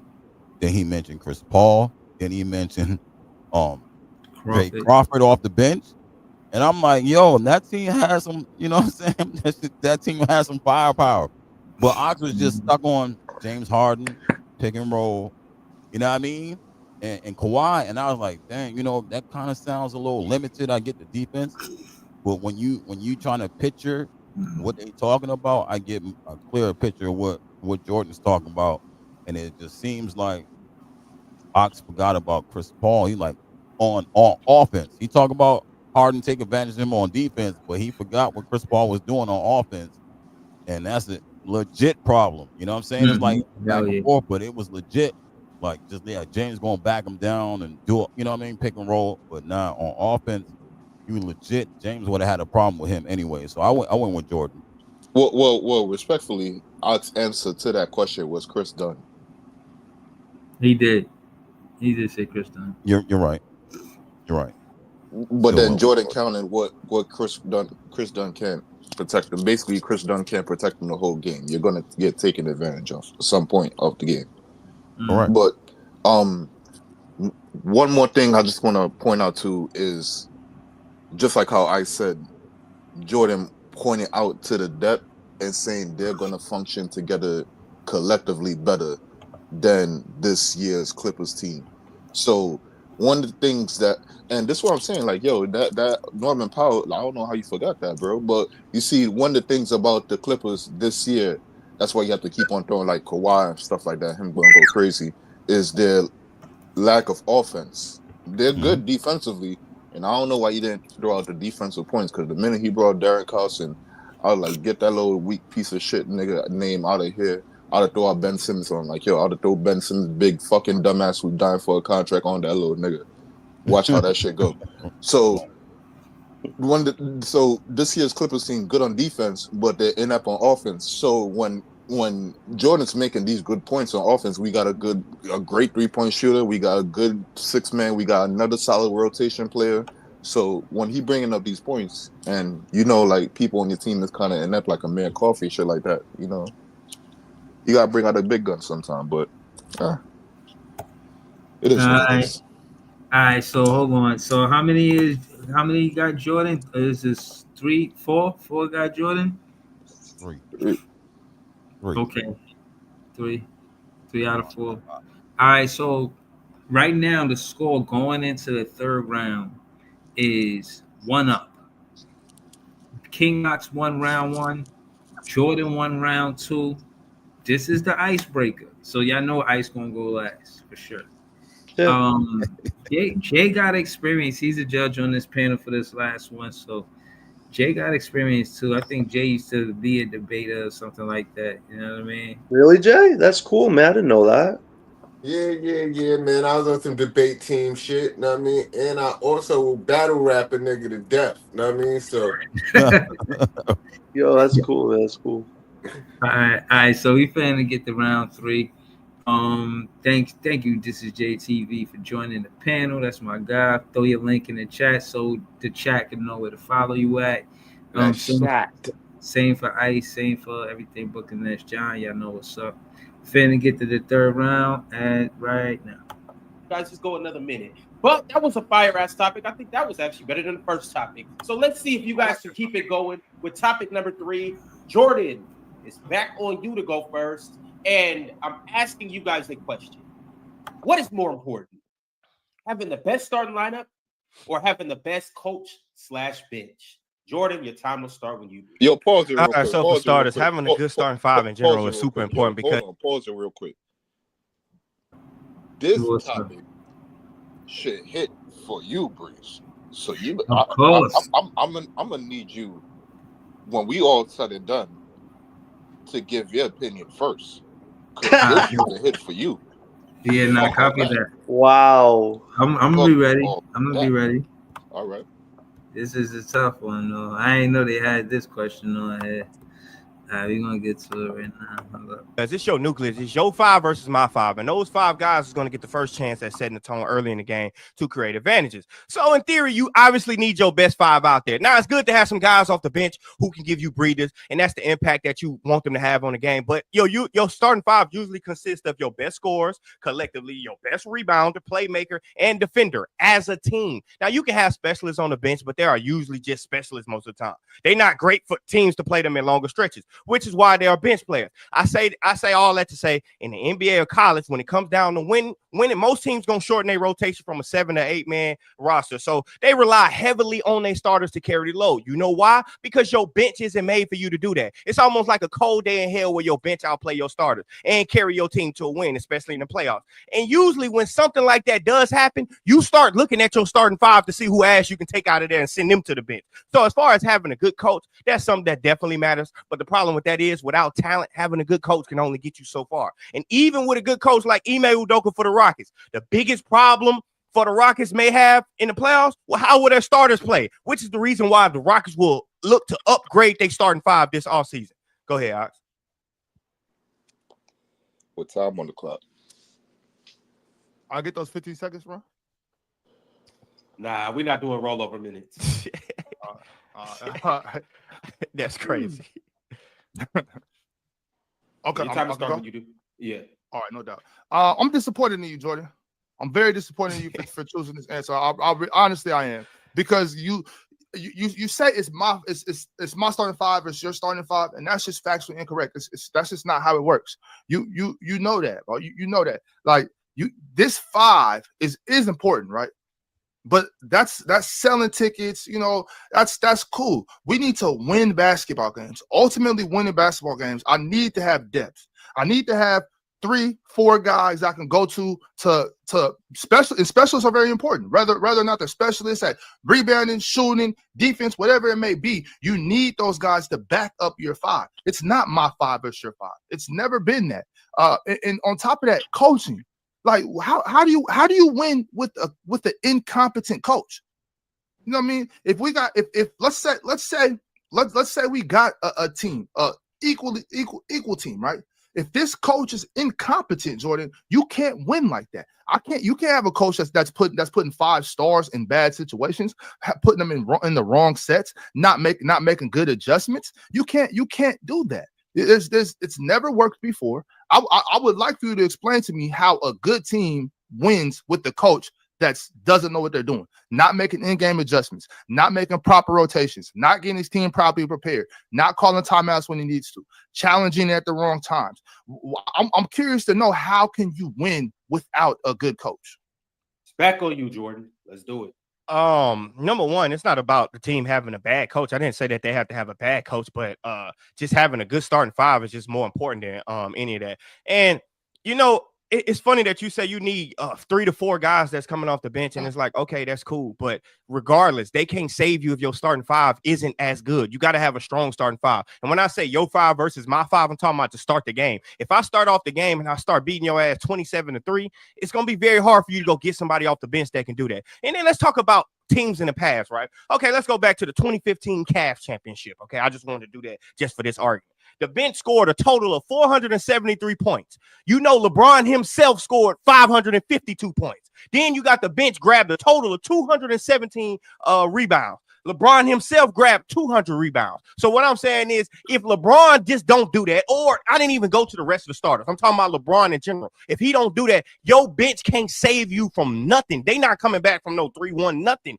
It wasn't the bench that had to step up. It was LeBron and Kyrie that had to step up. And even if you bring up somebody like the 6th man, because you like Manu Ginobili, I'm going to just tell you, that was the very last time somebody that won 6th man won the NBA championship. That's all I'm saying. So it matters to me about your starting five. If your starting five can't pack nobody up or go blow for blow with nobody, you probably gonna get your ass packed up. So, and you talking about the coach, it's not about the coach being competent. I can have one coach don't have to be better than the other coach to win. Most of the time, your starting five have to play better than that other person's starting five to win. Big Ox. I would say that your bench outplaying that bench is 100% very important, Jordan. So that last statement you said, I disagree with. I disagree with that fully. If my bench is better than their bench, I think we have a better chance of winning the basketball game. I'm just completely lost right now because you brought up the LeBron James and Kyrie Irving. Like that's an anomaly thing. You know what I mean? Most teams that win championships have a deep roster. Most teams that win championships do heavily rely on their 6th man. They do heavily rely on that 7th man, that's the second guy off the bench. They heavily rely on those guys. I've always said this before this topic. I've always said that if you got a good 6th, 7th, and 8th man off the bench, you're in a good position. Like there's plenty of teams. You stuck to that one example, but bringing up Manu Ginobili, for instance, that's a guy. I like to think that your starting five doesn't always have to be your biggest punch. You can always bring a guy off the bench, such as Manu Ginobili. He's proven your whole theory wrong, Jordan. Like you can't win. You cannot win. This is about winning. This isn't about just playing basketball and having a good time and selling tickets. This question is about what's most important to winning the basketball game. And I reiterate this. You cannot win with an incompetent coaching and a lackluster bench. You need to have a strong depth and a very competent coach to win a championship. That's what this is about. 3 minutes is on the clock. Let's go. Yeah, that's cool. You keep saying incompetent coach. The coach don't have to be incompetent. He can just be a good. When it's funny that you said that you've never seen a team win without a good bench. I can guarantee you never seen a team win without a good starting five. You ain't never seen that. Cause why would I just say, you know what? I'm gonna put my best bench players on the bench. Starting five, y'all go get some average out there, and then we're gonna put the best guys in the game. We're gonna put the best guys in the game when we need them. That don't work like that, Ox. Like, come on now, Ox. Have you ever came off the bench? Did you consider yourself as one of the best players? Did you say, hey, coach, take me off the bench? Yeah, I did. I was a 6 man. You was hurt. You was hurt. Yeah, you just came off knee surgery. I didn't start. I didn't start, and I went to the All-Star, played in the All-Star game because I think your bench is very important. But you made a statement earlier about just starting the game. Starting the game is cool, Jordan, but we know what's most important. What's most important is finishing the game. You know what I'm saying? That's what's most important. And good coaches are going to make sure they finish the game with their strongest team. Good coaches going to make sure that they start the game good too. Good coach is gonna make they start the game off good too. You know how hard it is to go to be down. You know how hard it is to be down by 15, 16 points and then try to come back and win by hoping your bench can do that. Because usually who's on your bench, like I said, is usually specialists that's coming off the bench. It's not your 6 man. You might have a microwave guy, but it's usually specialists that's coming off the bench. Somebody that can shoot it, that may not be a very good playmaker. Your starting five usually have your best scorer, your best rebounder, most of the time your best defender, your best playmaker. So it's like, that's why it's important for you to. That's why you have to upgrade to get your starting five to be the best that it has to be in order to compete for championships. I mean, of course, you want to have a good starting five. Everybody wants to have a good starting five, but that's not enough. You know what I'm saying? I didn't say it was enough. Five, yeah, but that's what the question is. I said it's more important. No, the question is what's more important. The question is more important. What I'm saying is having a better coach and more depth is more important than just having a good five. 5 players can't all play 48 minutes. You see what happens with the Knicks. You see what happens. Guys break down when a coach tries to rely on just that 5. You need to. It's not about just relying on them. You're making it seem like it's relying on them. We can still go to the bench. I think it's more important to have a bench that I can let these guys rest. I don't need 5 guys playing 48 minutes. That's not a winning recipe. That's not a winning recipe. We saw the Knicks falter because of that. We saw the Bulls falter because of that. We've seen time and time again. So I remind you, it's not a but you don't have if you don't have a strong bench, then you cannot win. Okay. So if you want to spin a narrative, but if you want to spin a narrative that way, you can't have a bench if you don't got no starting five. Like why would we have a garbage ass starting five and then you had a garbage ass starting five? What the hell? Why would you have a garbage ass starting five? All right, fellas, we gotta. Woo! Nah, that was tough. Shout to Dylan joining the panel. Shout to This Is JTV. I'm definitely fitting to go first. But then I'm gonna pass it to This Is JTV. I don't know if Dylan ever judged the debate. Dylan, you ever judged the debate? I have not, and this would probably be the worst time just because I got in here late, so I hadn't even heard half of it. Okay, so we'll don't worry about judging this one. Just we'll get to the next one, or we got other content. But hold on, we're gonna go around the panel. But I'm gonna answer this first. Bro, first off, this was tough. This is a good ass show, you know what I mean? But what I will say is this: I like the question, and I like the points that both of them made. I'm gonna go with Big Ox basically because of what I seen with the Brooklyn Nets. You know what I'm saying? We didn't have a competent coach. What?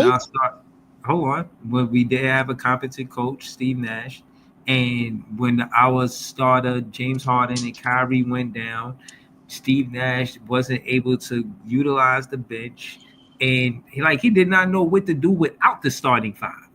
You know what I'm saying? And we were up. You know what I mean? When these players got hurt, we were up. You know what I'm saying? We still had the opportunity to beat these guys. But we weren't able to, in my opinion, because the coach wouldn't leave Joe Harris.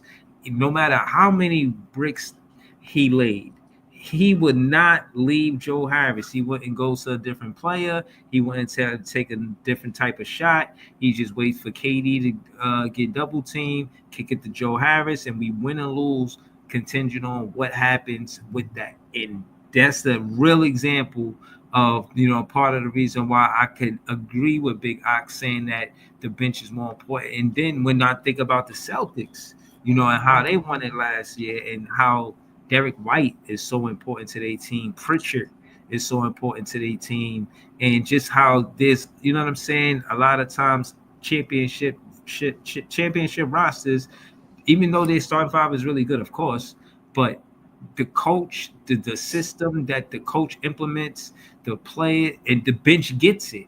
You know what I'm saying? The starters, of course, get it. They get it the best. But You're making points he didn't make, though. Huh? You making points he didn't make, though. He didn't make those points. Who? Big Ox? King Ox? Yeah. He ain't bring the Nets. He ain't bring a Derek White. What you doing right now, Breeze? Oh shit, bro! You selling, bro? Hold on. No. I can't be biased. You biased, bro? No, bro. All right, you see, for that now, you gotta wait your turn, bro. Let Jay go, bro. You gotta get your thoughts together, bro. You gotta get your thoughts together, bro. Hold on. You gotta get your thoughts together, bro.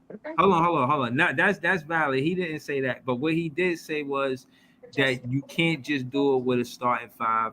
And I think the points that he honed in on, the valid points that he harped on, Bro, I'm gonna be honest. Like, the point that you made sides more with Jordan than with Ox, because you basically saying the starting. Look at the question: what's more important, a better starting five or a better bench or coach? You just said, the starting five had us basically in the game and then it won it for us. So it didn't matter about how much the coach was fucking up, right? Or what lack it of mattered. Yes, he didn't. Steve Nash had one play in his playbook. When you opened it, it had one play in it, and it was on one page. And what it said was, pass the ball to Kevin Durant. That's the only thing that he had. And the player in your starting five, exactly to Jordan's point, the best player more times than not, your best scorer, some of your best defenders, your playmaker, everything all in one, all right there. No, I think Breeze is saying that was a bad game plan, though. Right, it was a bad game plan, and because we didn't have a good coach, I like the argument more for what Big Ox was trying to say to him, because none of them he really couldn't pick. Jordan couldn't pick a team without a bench that won a championship. You feel what I'm saying? Ox was putting the pressure on him, like, yo, you can't win it without a good. He picked the team. He picked the Cavs. What, the Cavs? The championship Cavs. Oh, with LeBron and Kyrie? That whole second round when he said LeBron, the bench scored 400 points, LeBron scored 500 plus. The bench grabbed 200 rebounds, LeBron grabbed 400 rebounds. Yeah. Doubling their production. You don't get nowhere without LeBron. And this, oh man, go ahead. Yeah, no, he did say that. He did say that. I don't know, man. This was. This is what I'm saying. No, this is what I'm saying. Just gather your thoughts, my brother, because you got triggered a little bit when you heard this topic. You got taken back. You got to take my fault, bro. I'll put you in the spot, bro. You got to take it back. No. You good. Again, I feel like at the end of the day, that was the example. I included the Nets because I get, those are my personal feelings. You know what I'm saying? But it's a real example. But Big Ox didn't say that. But he did definitely ask Jordan. He did pick the Cavs, so he did kind of answer his question. But on the other way around, did King Ox answer Jordan questions? Yeah, he kind of did. It was a good back and forth, I thought. But damn, man. You see, I'm giving you an out, and you don't want the out, man. What's going on? Oh, no, because it's not. It's not about. I gotta take my personal feelings out of it. You know what I'm saying? I gotta separate it So from it sounds what like they your personal actually said feelings. to, what they actually said to each other. So what you saying though? What's going on? Mm. I'm not gonna make this long-winded. On this, I'm gonna say I want to give it to King Ox, man. This shit is tough, though. Yo, wait. So let me just make it easier then. So it sounds like you want to give it to Ox, but you like something in your mind telling you that Jordan made a lot of great points that you can't Yeah, just outright give it to Ox. yeah. It's not cut and dry. It's not clear as easy as just to say, all right, he just So let me ask this question tweaked real them or quick, some shit. Breeze. Let me ask this No, question. no pun intended. It's not as easy as it seems. It's not as No easy. pun intended. It's not as easy, my Oh, nigga. It ain't that easy. It yeah, don't easy, flow this easy. Peter. Not easy It at Please. don't flow all. this easy like everybody else. It's all good. It's all good. It's all good. It's all good. That's why one Oh, nigga got this name right here. You feel me? But Yeah, let me ask and this question. there's more than one judge. That's why I don't do these debates on my own, man.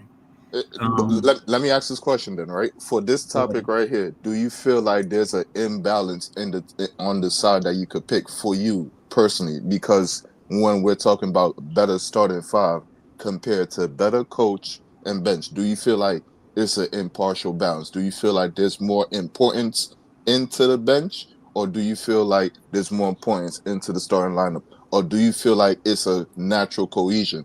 Both have to be at the same level. Yeah, I think it's a natural cohesion because starting five the starting lineup is five players. So automatically, when you talk about five players and you think about the playoffs, a lot of coaches don't run five more players. So it would be five players to about three, in my opinion. I think you could say that coaches normally in playoff series or tough, just when it get tough, they run like an 8-man rotation. That's majority of the head coaches. Like maybe a Jordy Fernandez might run 10-man, but that's not the most. That's the least. You know what I'm saying? But the whole coaching, I do think is important, and I do think sometimes coaches get exposed, like Doc Rivers. You know what I mean? He had a lot of good rosters, and he couldn't win it. He won it with KG and Paul Pierce and Ray Allen, but besides that, he did show that he could coach in situations you would think he would win if he was a good coach. So again, not to be long-winded, it's kind of tough. It's really tough for me to get this to. I like what it is easy. I like the argument for the bench more, but that starting five, man. But then it's like you need the bench because it's in totality. But not my opinion. Take away my opinion and just who had the better the debate. Um, this shit is tough, bro. I ain't gonna lie to you. I'm gonna say Jordan, man. I'm gonna say Jordan because he brung up the Cavs, and I didn't hear Big Ox bring up example where he did bring up Manu Ginobili. That's what the fuck I was trying to remember. He brought up Manu Ginobili, and I thought about the Spurs and they run and what they would be like without Manu Ginobili. That's where I remember when I was listening to the debate why Edge King Oxen is. And when I say Edge, I mean Edge, like 51-49 Edge, 52-48 maybe. So yeah, I'm giving this to Big Ox 2-1. Big Ox as a judge. Big Ox won with me 2-1, and he won this specific topic because he did bring up Manu, and Manu would contributed to 5 NBA championships. And even if the Cavs point is valid, that's still 1-5. So yeah, I'm gonna go with King Ox on this one. You could go next though, easy. Go ahead. For this one right here, good topic. I ain't gonna lie. I'm gonna have to go ahead and give it to Jordan. This was great topics, great points. I think Yeah. the killer for me, because it's more even throughout the rounds, even in the back and forth, the head to head. But in the second round, I felt where it really got away from Ox a little bit is when Jordan brought up the Cavs point and brought up the fact about LeBron doing all of these accolades compared to the fucking bench, because these are accolades. You're doubling your bench production, or you have a sizable gap above your bench production. And even though your bench production is great in a 7-game series, they fucking drop numbers. Nigga, shit wasn't enough. That nigga dropped more. You didn't have a clear rebuttal to that point when you went to your next round. You kind of pivoted to Manu a little bit. And you could have killed that point. You could have fucking murdered that point. You could have had it. You could have murdered that point. That's what I'm saying. You could have murdered that point. You could have brought up how Ty Lue fucking changed up the whole game plan and sold out for fucking Steph Curry. That's the coaching point right there, to your point. And you could have brought up how the fucking bench played a pivotal role. You don't win that game if LeBron don't sit out. LeBron had to sit out at crucial points. The bench came in and did phenomenal points. You could have killed him with his own point that he brought to the table, but he didn't. He didn't, which is very sad. And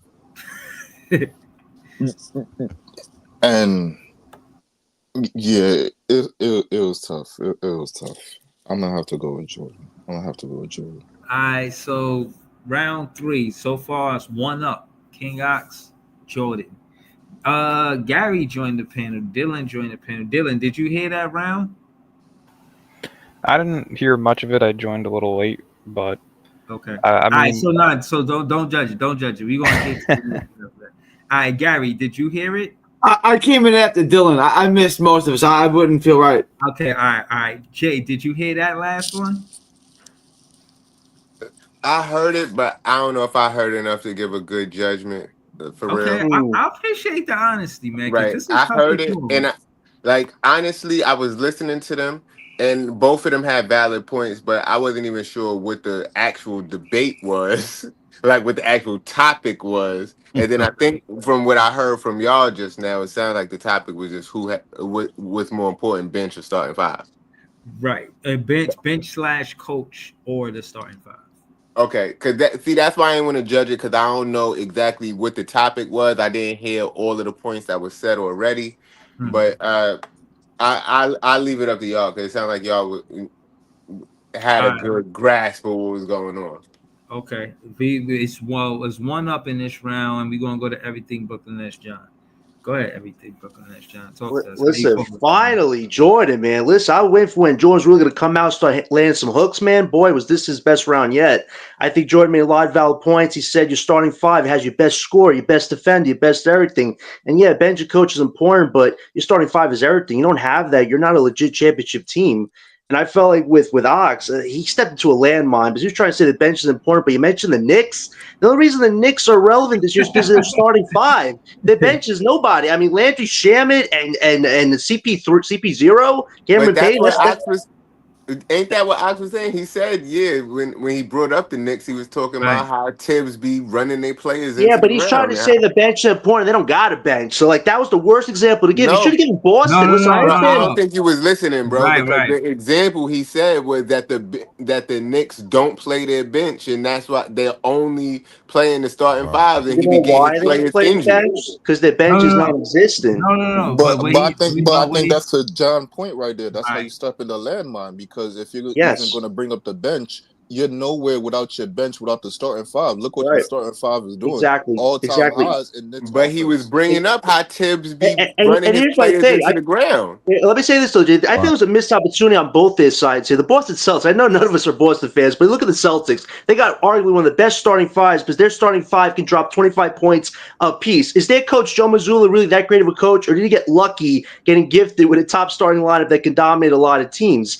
I feel like that was what Jordan missed. Should have just said Boston, man. Your argument would have been over a bit because their bench is okay, but that starting five is everything. So I feel like with Jordan, he was just letting a lot more upper hand cuts than Ox was, and just Ox picked the Knicks as a bad example. If you look at all the best teams this year, their starting fives are the main reasons why they're championship teams. The benches aren't really the factor this year, and coaching's all good and all, but I think this year the starting five really is what sets the tone of who wins this title this year. So I felt like with Jordan, his answers were just very succinct about how the starting five has your best overall assets, whereas with the bench of coaching, it's not really like the deal breaker this year. So I feel like with Ox, a lot of missed opportunities with trying to defend that, and he used the wrong example. So I definitely want to give it to Jordan's win just because this was his most confident round, and he was giving legit examples. And he even said with LeBron and Kyrie, like, let's remember, LeBron was Superman, man. He's done something not many players can say they've done, which is carry a team to a title mostly by himself. I'm referring to the Cavs when him and Kyrie. Like, that's a special type of player right there. So yes, benches are important, but they're not the ones that are going to go toe to toe with the starting best five that you have to fight to win a championship with. So I feel like this was Jordan's best round, and he definitely took this one from us.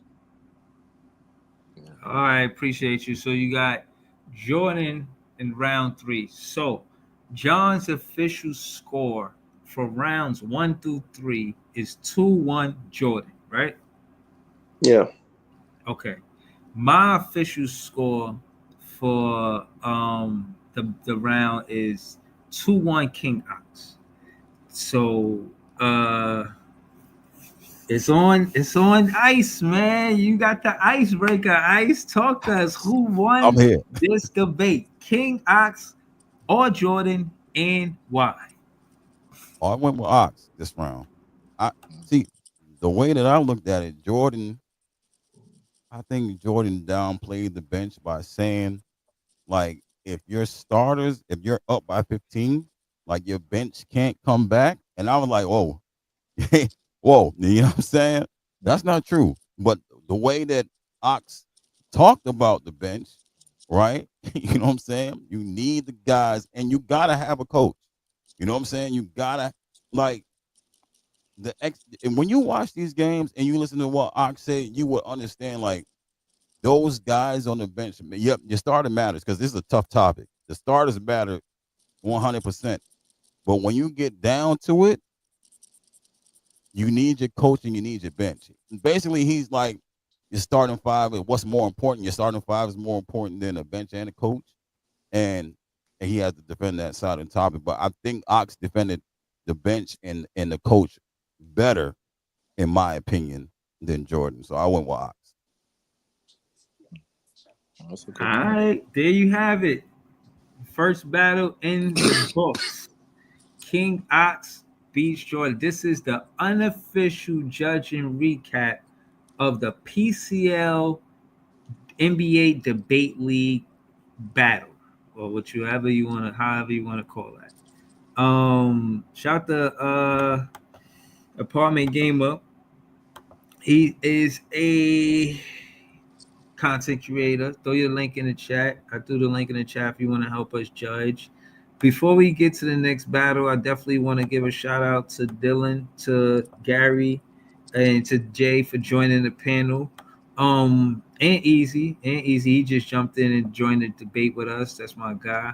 We're gonna go to Jay, see what's going on with Jay, Dylan, and Gary. Then we're gonna go around the panel a little bit and see if y'all still wanna, you know what I mean, get one more debate in. I can't be here all night, but we could probably get one more in.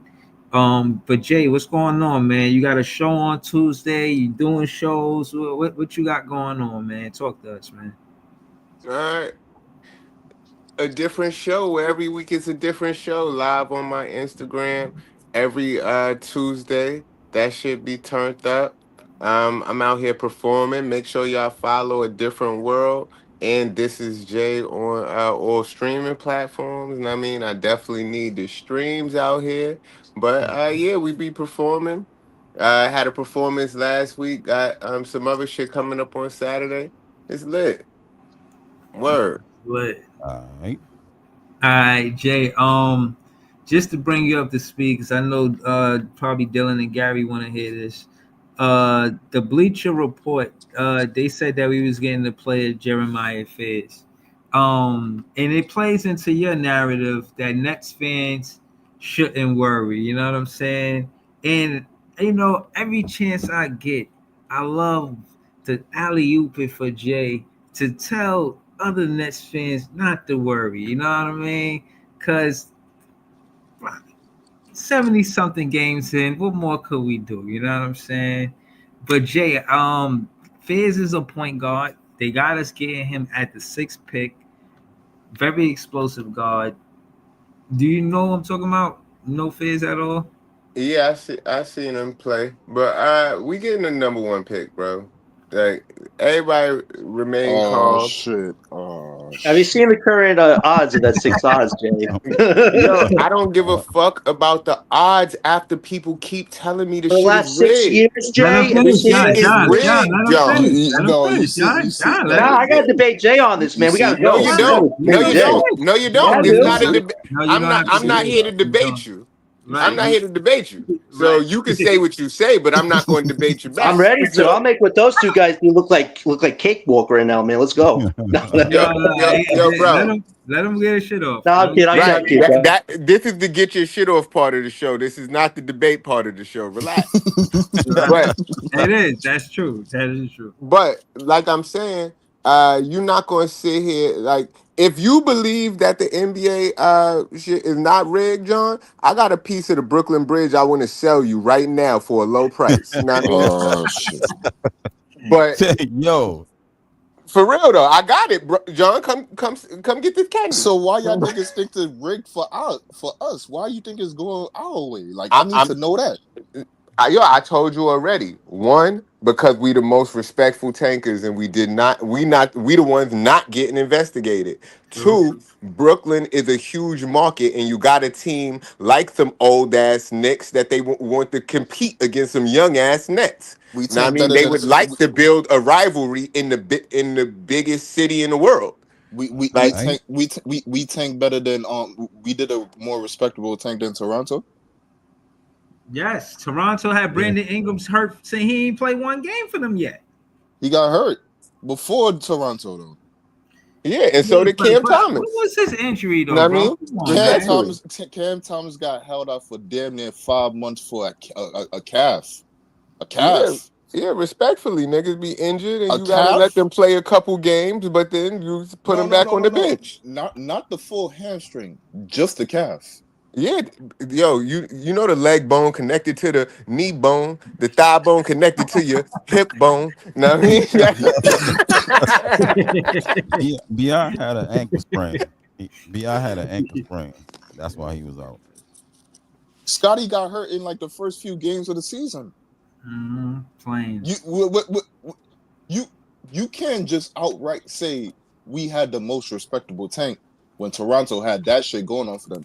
They was and they was they was they was going at a good rate when the season started. They was compared to us a little bit how the season started. It's just their best player got hurt earlier than ours. That's all that happens. And I promise you, Easy. when we get the number one pick, bro, I'ma come in here and as happy as everybody gonna be, I'm gonna be the only nigga mad because I'm gonna be screaming at all y'all for making me listen to y'all cry night in and night out about not getting the number Hey one yo, pick. So I'm gonna have fire in my eyes for everyone. No, but Jay, He said respectfully, if niggas get the number one pick, I think niggas gonna accept that because that's what they accept right there. I'm pretty sure everybody No, will accept I that. know they gonna be happy. I'm gonna be tight. Cause bro, I done had to listen to niggas What? cry for 2 hours a night every night about how we not getting it because we so good. Like But you what the can, fuck?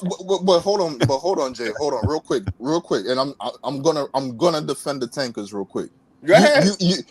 You can't be mad at them if they've been telling you damn near before the season started. This draft right here is going to make us what everybody been asking for. This is the draft that we've been talking about right here.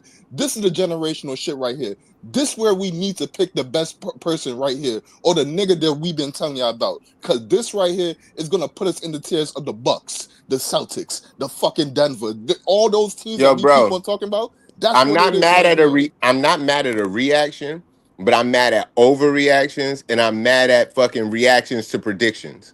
Like, don't react to the prediction. If we don't get the pick, then I can hear you cry all night. May But 13th.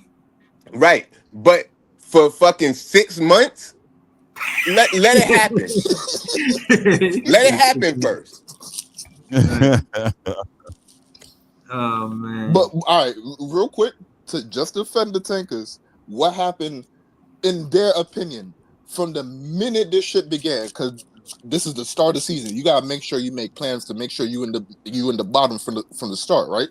From the minute this shit began, they was like, "What the fuck is this bullshit right here? What y'all doing? This don't make sense. If anything, this should have been what y'all should have been doing last year. Why y'all doing it now, bro? That makes absolutely no sense." Last year we ain't have our pick. Last year they thought they had Mikael bum ass Bridges, and he was just as hype as the bum ass niggas was hype about him. Last year draft was whack. But That Scott, too. that's my point. That's my point right there. Why don't you do better last year? So even if that last year draft whack, you give the Rockets a worse pick than number fucking 3, because we don't know what Reed Shepard could become to. So you do better that year, and this year you come doing the fucking absolute worst. Why this year? Y'all can't deny it. From the minute this year started, we looked at the Nets and said, "Oh shit, yeah, I'm feeling this right here." Yeah. All right, so hold on, Easy. Because we definitely got to still go around the panel. But yo, I'm gonna just say this, Easy. We had 32 wins to get that third pick. Right now, we only got 25 wins. So I think we in the range. I think we in the ballpark.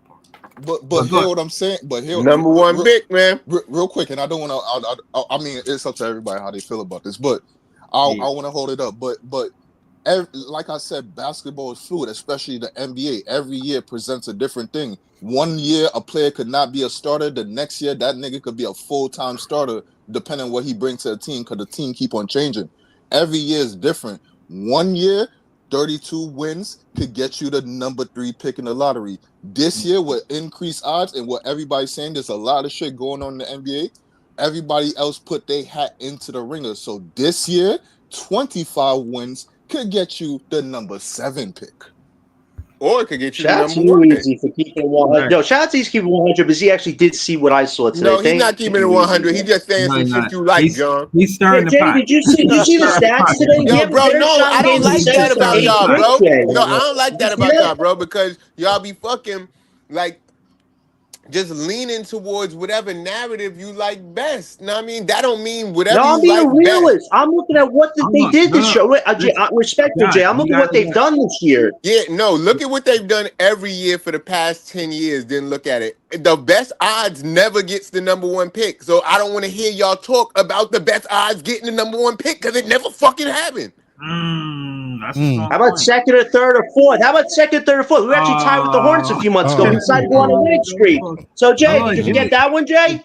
John, hold on. We gotta get the Dylan and Gary and Scott. Nah, this debate is lit right now. I'm ready, man. I got my fuel ready to go. Yo. And I don't even post it, though. John. I got this right here. John had a monster. Guys, don't do it, BJ. BJ having fun, man. BJ having fun. That's my brother right there, man. It's not that we not having fun. I'm having fun too. I just want to. I want to get to Dylan. I want to ask him a bunch of Cooper Flag questions. Duke just lost the other night. I want to get to Gary. Always interested in talking to Gary. I definitely want to get to Scott. Yeah, man. So you know what I mean. That's all it is. But I'm having fun, especially when I hear Jay. Is Gary next, Breeze? Nah, Gary not next. I just quick. I just wanted to tell. I was telling people about your Drew Timmy story, Gary. When you met his family and shit. Yeah, bro. That shit was interesting to me, bro. But go ahead, bro. He said his whole family tall. Right. That shit was mad funny to me. Oh, you should have took a picture, Gary. That was a missed opportunity. Pass it to Dylan when you finish, though, Jay. Nah, go ahead, Dylan. Yeah, what's going on, guys? Just shout the podcast out real quick, and then we're gonna get to it. Yeah, feel free to subscribe to us, me and Gary. BK Nothing But Nets podcast. We're going live tomorrow, right? 12:30. Gary. Live. Yeah. 12:30 live. 12:30. Yeah. So yeah, we'll be there recapping tonight's game and talking about the draft since we've solidified our spot. But yeah, feel free to follow me on Nets Press as well. Oh wait, Wait, Dylan, are you going to bring up what you posted about Richard Jefferson? Yeah. It was funny. I was watching the game and RJ was on the commentary team tonight and mentioned that he had some inside info that the Nets are going to get a good pick. Probably just bullshitting, but it's interesting to see that the conversation's starting to come up. So He better we'll be see. bullshitting, because that shit could fly back on us. How you got the information, my nigga? What's That's what going I'm on? saying. Why would you even He's say that out And fucking. why loud, would you bro? say it live on air? Thank Yeah, you. he's Because we throwing was us under the losing. bus. What's going on, That's why he yo? said that. But He said there was a reason for it. You know what I mean? because we not getting investigated, man. All right, so All of hold them on. bad teams y'all talking about be getting investigated. I think All right, so, Toronto getting investigated too? But all they gotta do is pay bread, though. That's all that's going on right there. Nah, They but I not feel getting like, their pick taken yo, away. bro, What Toronto did is a crime we in cutting itself. Dylan off. We cutting Dylan off, right. and I Let's go don't back mean to to. Dylan. Go And I ahead, Dylan. don't My mean bad. to, but I want to say one thing. One Yeah. more thing. And I said the other day, bro, seriously, if you had $1 billion company, do you leave who your next superstars go, where they go, up the chance? And probably not. Okay. All right, hold on. I want to go to Dylan because I want to ask him a bunch of Cooper You see, Flag. y'all got me on this train now, son. You see now, I could debate that point right there now, bro. You see, y'all got me on this. My fault, son. I'm gonna let go of the rock, but my fault, bro. But you see, you got me on the train now. I could debate that point right there, bro. I could debate that point. Hold on, yeah. Everybody really want to debate now. Hold You on. can debate any point, but that don't mean you're gonna make sense doing it. No, but it makes sense though, because matter of fact, let me let it. My fault. Yo, if you telling me you leaving $1 billion business up to chance, that is not a good way to run an organization. But And all because I wouldn't want you paying my paycheck if you leaving $1 billion decisions up to chance. Like it don't matter where it go, it's a lottery. All because I leave the decision up to you doesn't mean you're gonna make the right decision that I think you should make. You might go left and make some other shit. So Who's you? Who's you? Me or the fucking NBA? Whoever, the NBA, whoever I'm leaving the decision up to. So if I give this team the number one pick, this nigga could, instead of Cooper Flag, this nigga could go down and pick Derek Queen for fucking number one pick. What the fuck was that? Nah, bro. I disagree. And the reason why is because they are having discussions behind the closed doors. Like, bro, y'all are picking who we want you to pick, right? You sure, right? Because that's why they gave San Antonio the pick, because of the Spurs legacy with French players, with Popovich, with all of this. It's like, bro, y'all are gonna do the right thing, right?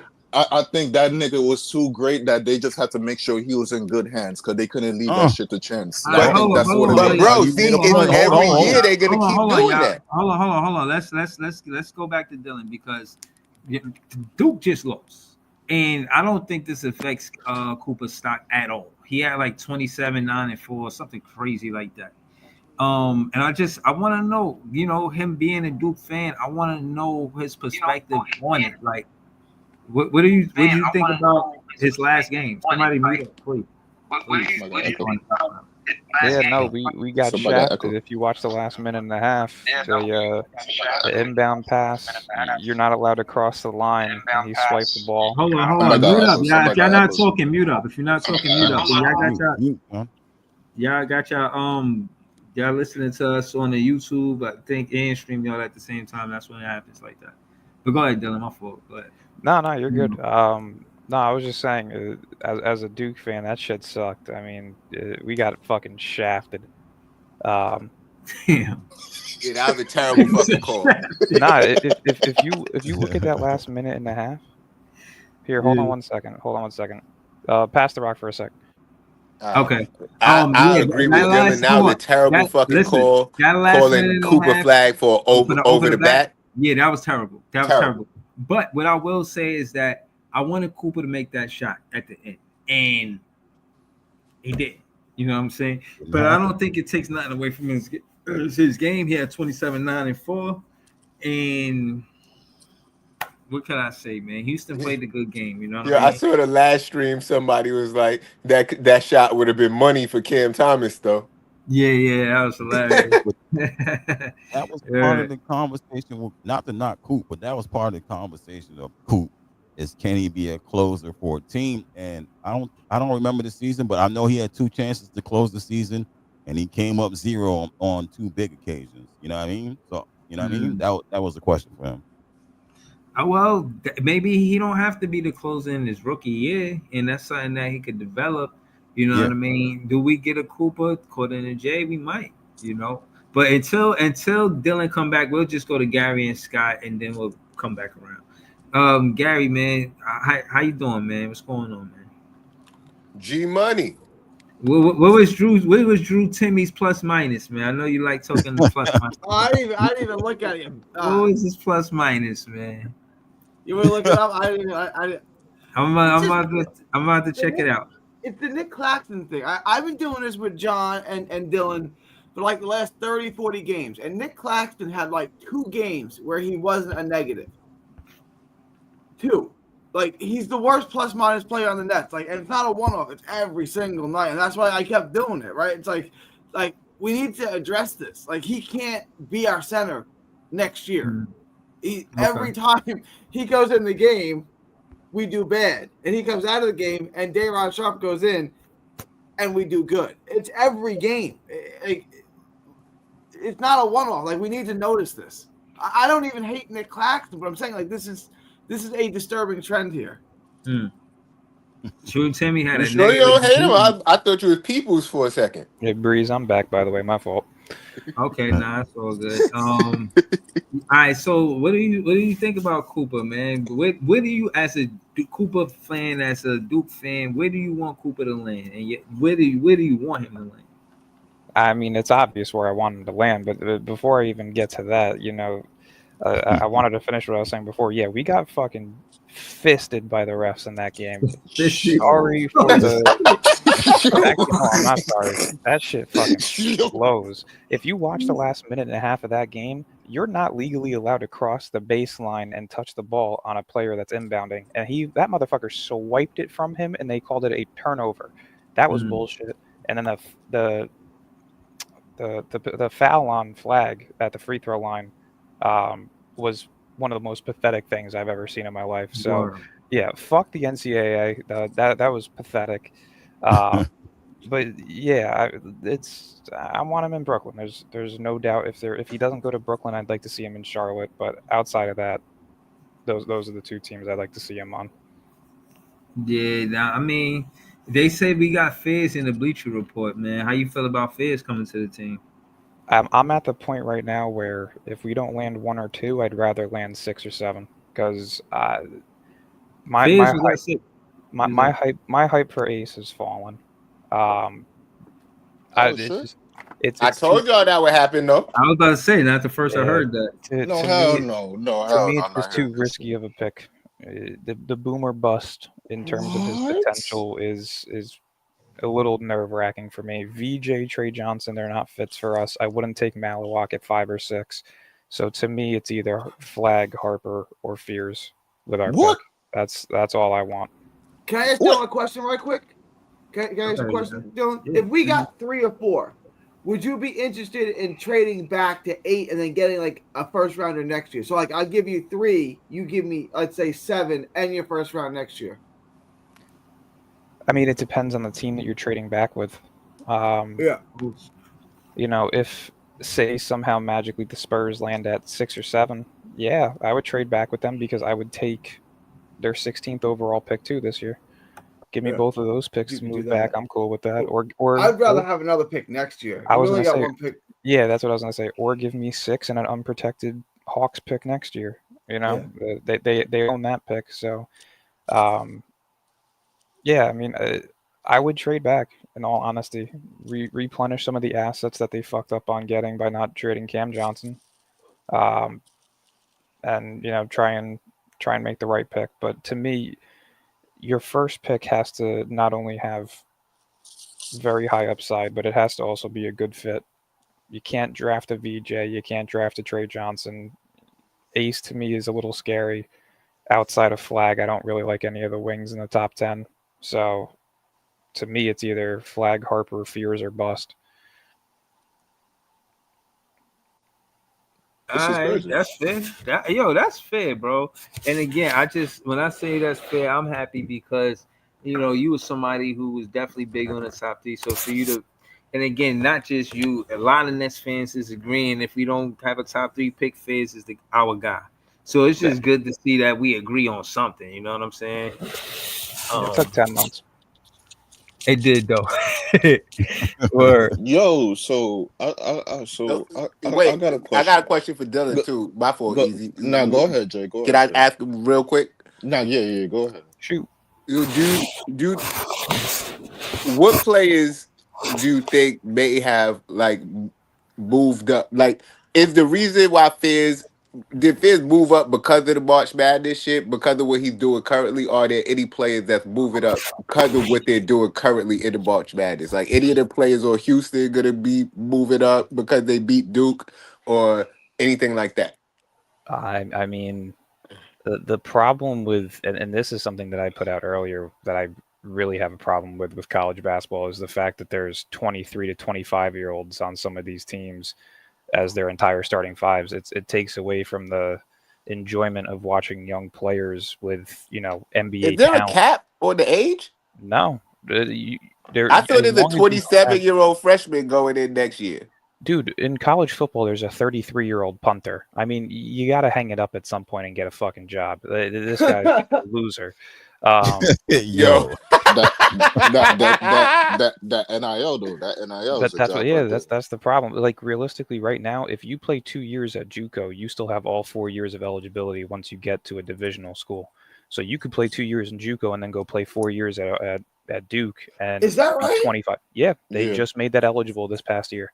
Yeah. So a lot of people, you're going to see a lot of kids going the JUCO route, especially if they're fucking borderline morons in school in terms of grades, or if they got problems. Why wouldn't you? Yeah.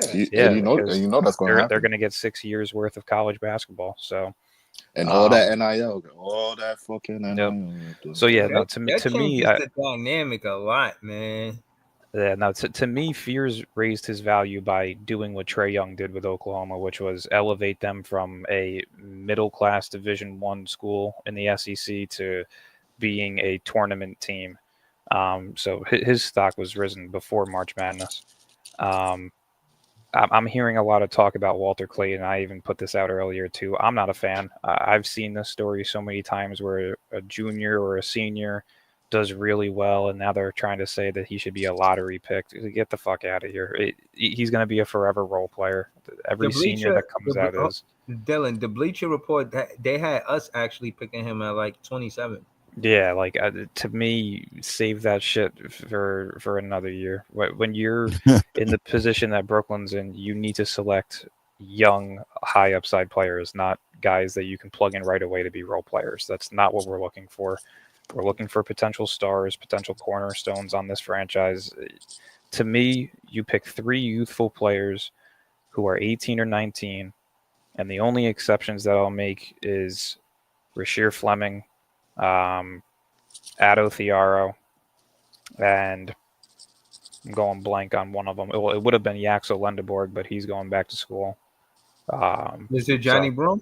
Nah, Janai Broom I'm not big on either. I think he's a perfect fit for a team like Indiana.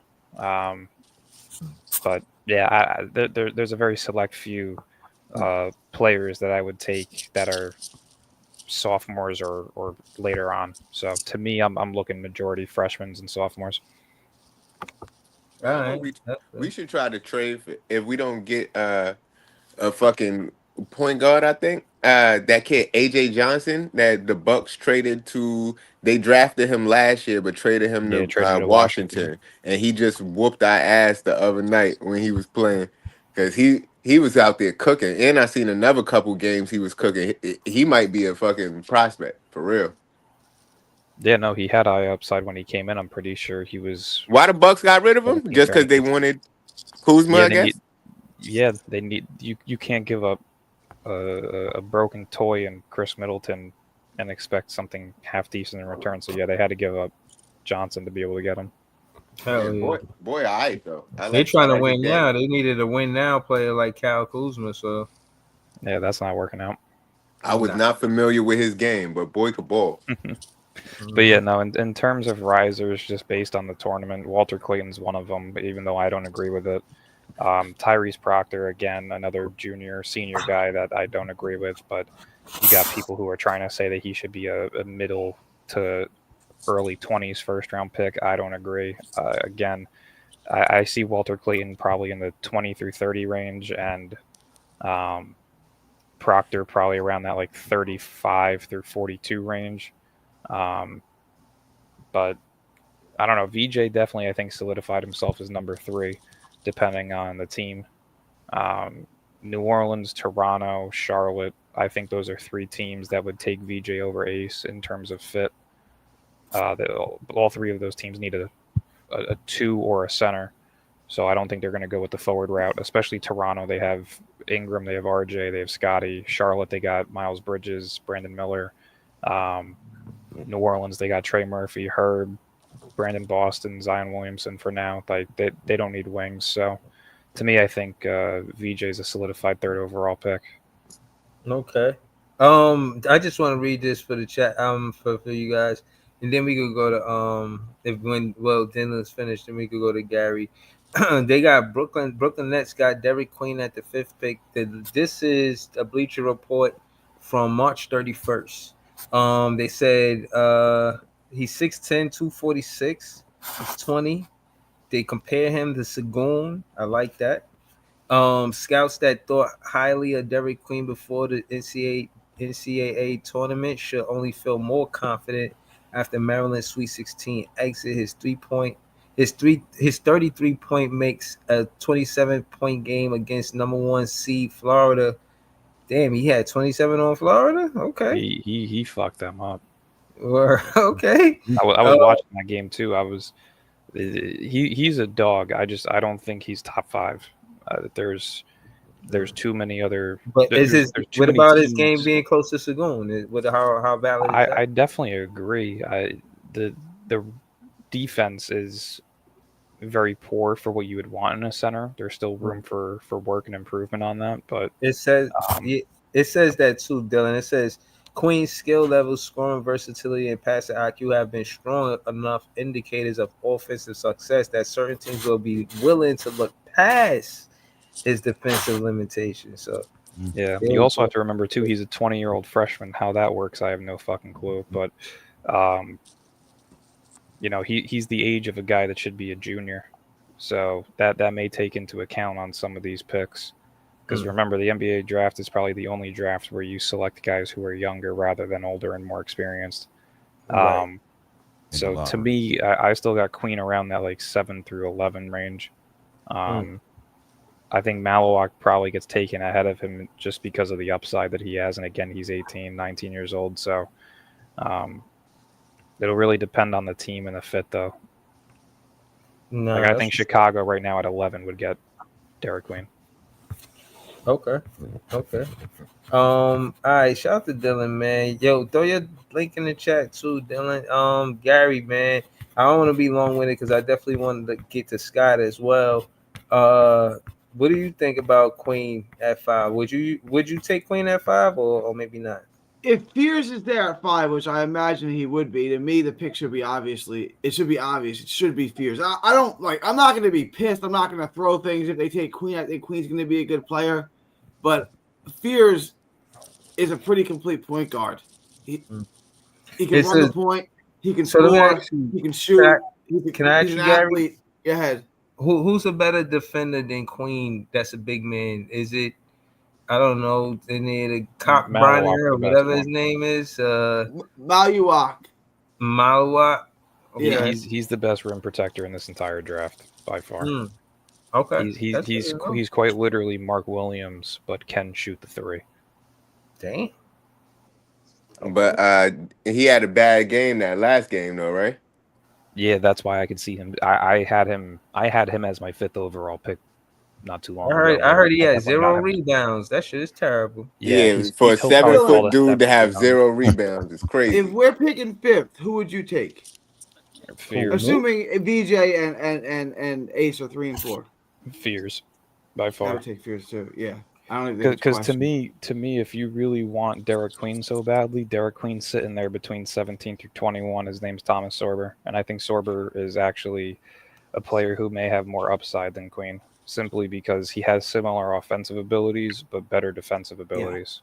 So to me, I think if you can land Fears and Sorber as your first 2 picks, then that's probably the best consolation prize for missing out on Flag and Harper that you could ask for. If we get Fears and Sorber, I agree that's a really good draft. Like that, we did well. Let me check right now. Let's see where they got us getting these other picks real quick. Why are we on the subject? Because that was our 5th pick, would have been Queen. So I don't think they would give us another. Brooklyn Nets via Bucks pick Ben Saros. Yeah, I mean, if you go Queen first, that makes sense. But say you go Fears there, I would take Sorber at 17. They compared him to Manu Ginobili. Wow. Yeah, he's like a combo guard. He can play the 1, he can play the 2, facilitates really well, has a nice shot from the perimeter. Okay.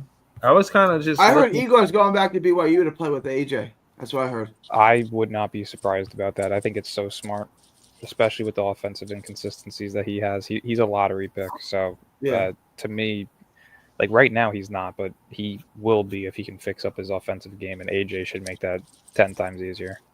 Who the hell is this dude, man? Nah, don't do that. No. The Axel Lenderborg is a fucking dog. That is one of like 3 seniors I would take in this draft, but he's not even going to be in the draft. He just transferred to Michigan.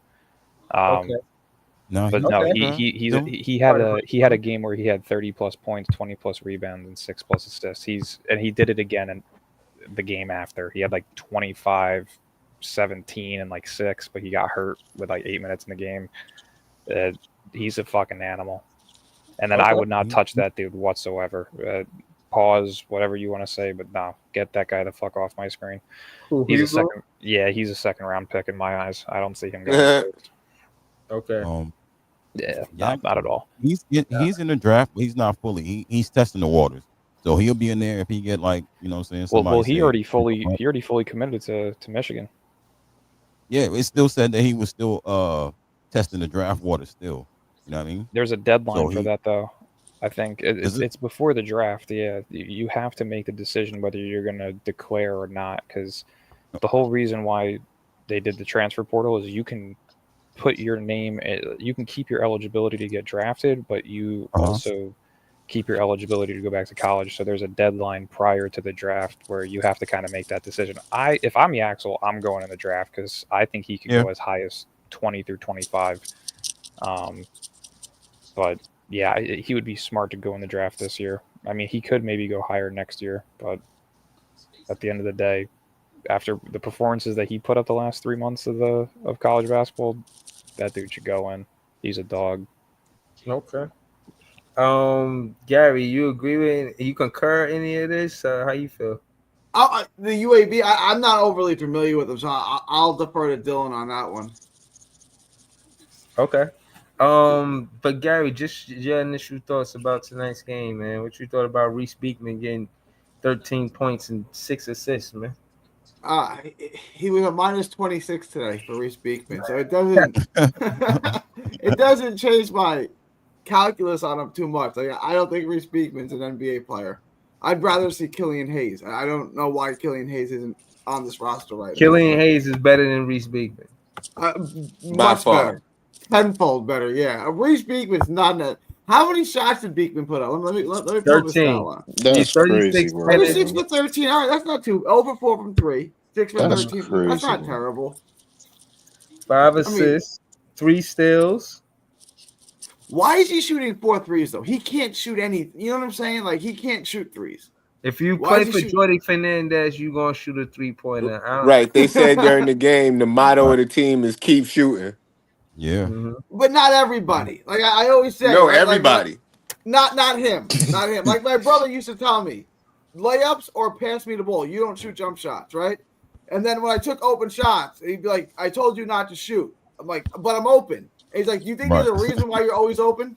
There's a reason. Stop shooting. That's not a Jordy Fernandez team right there. Everyone else can shoot threes, not him. You pass the ball. Listen, Gary, to the point, 9 out of 10 players took a 3-point shot tonight. 9 out of 10 players. I'm surprised it wasn't 10 out of 10 because Waffle. I seen Waffle shoot threes before, so I'm surprised. But who would you rather shoot an open 3? Dayron Sharp if he was playing, or Reese Beekman? Sharp. Me too. Any day of the week, right? Like, that's crazy. Reese Beekman, He can't shoot. Even if you like Beekman, and I have no idea what you would like about his game, but let's say you like Beekman. He's not a shooter.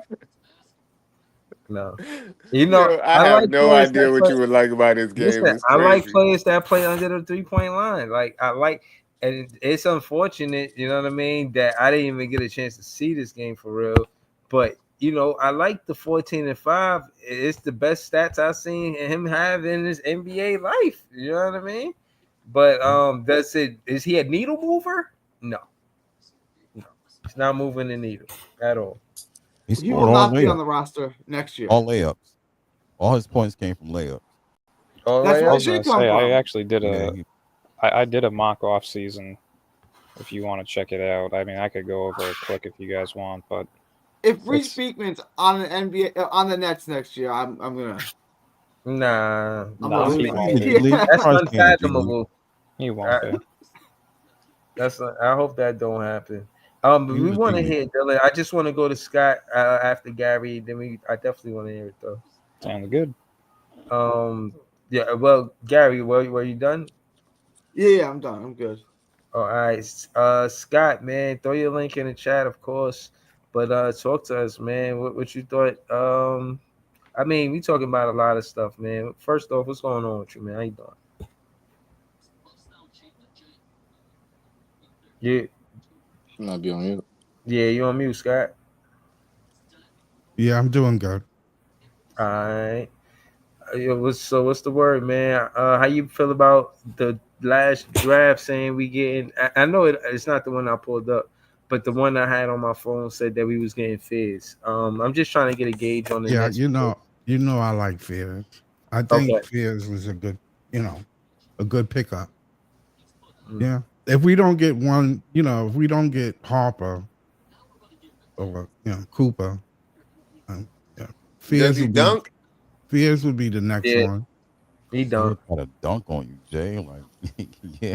All right. Man, I like Derek Queen. So I'm saying you taking Queen over Fizz if you had to say it? No. We need a guard. We need a center too, but I think there's centers later down in the draft. A couple of 7-footers that might go in the second round. That might be decent enough. Okay. So. Word. Don't forget to throw your link in the chat, Scott. Yeah. But all right. Well, we almost there, man. We got like 5 games left. Yeah, I can't wait. I I'm watched the game. I thought Derek Whitehead played terrible. Okay, you don't like the week's game? Nah, I don't. He might not make it, boy. He might not make it. Derek and Reese on the same boat, man. Yeah, they might not make it, man. What you got to say about that, Iceman? Your man Derek and Reese on the same boat, man. Derek, hold on, for context.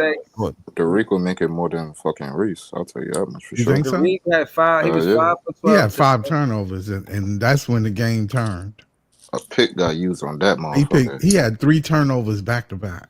They gonna rock with that nigga just because a pick got used to that nigga. They gonna get that nigga on 1 more year until that contract ends. Okay. So you don't think he put him in renewed the that G League? contract? That makes okay. I'm following you. He's gonna make it break a year next year, nigga. I just don't think he's gonna be on the bench. Gatorade League All-Star, man. So okay, what about Drew Timmy, man? How you feeling about Drew Timmy tonight? I think Timmy is, welcome to the NBA. One that when he first started, nobody knew who he was, but now people are like paying attention to him. So word get around fast. When you say nobody, you talking about like the casual fan, or you talking about like the players?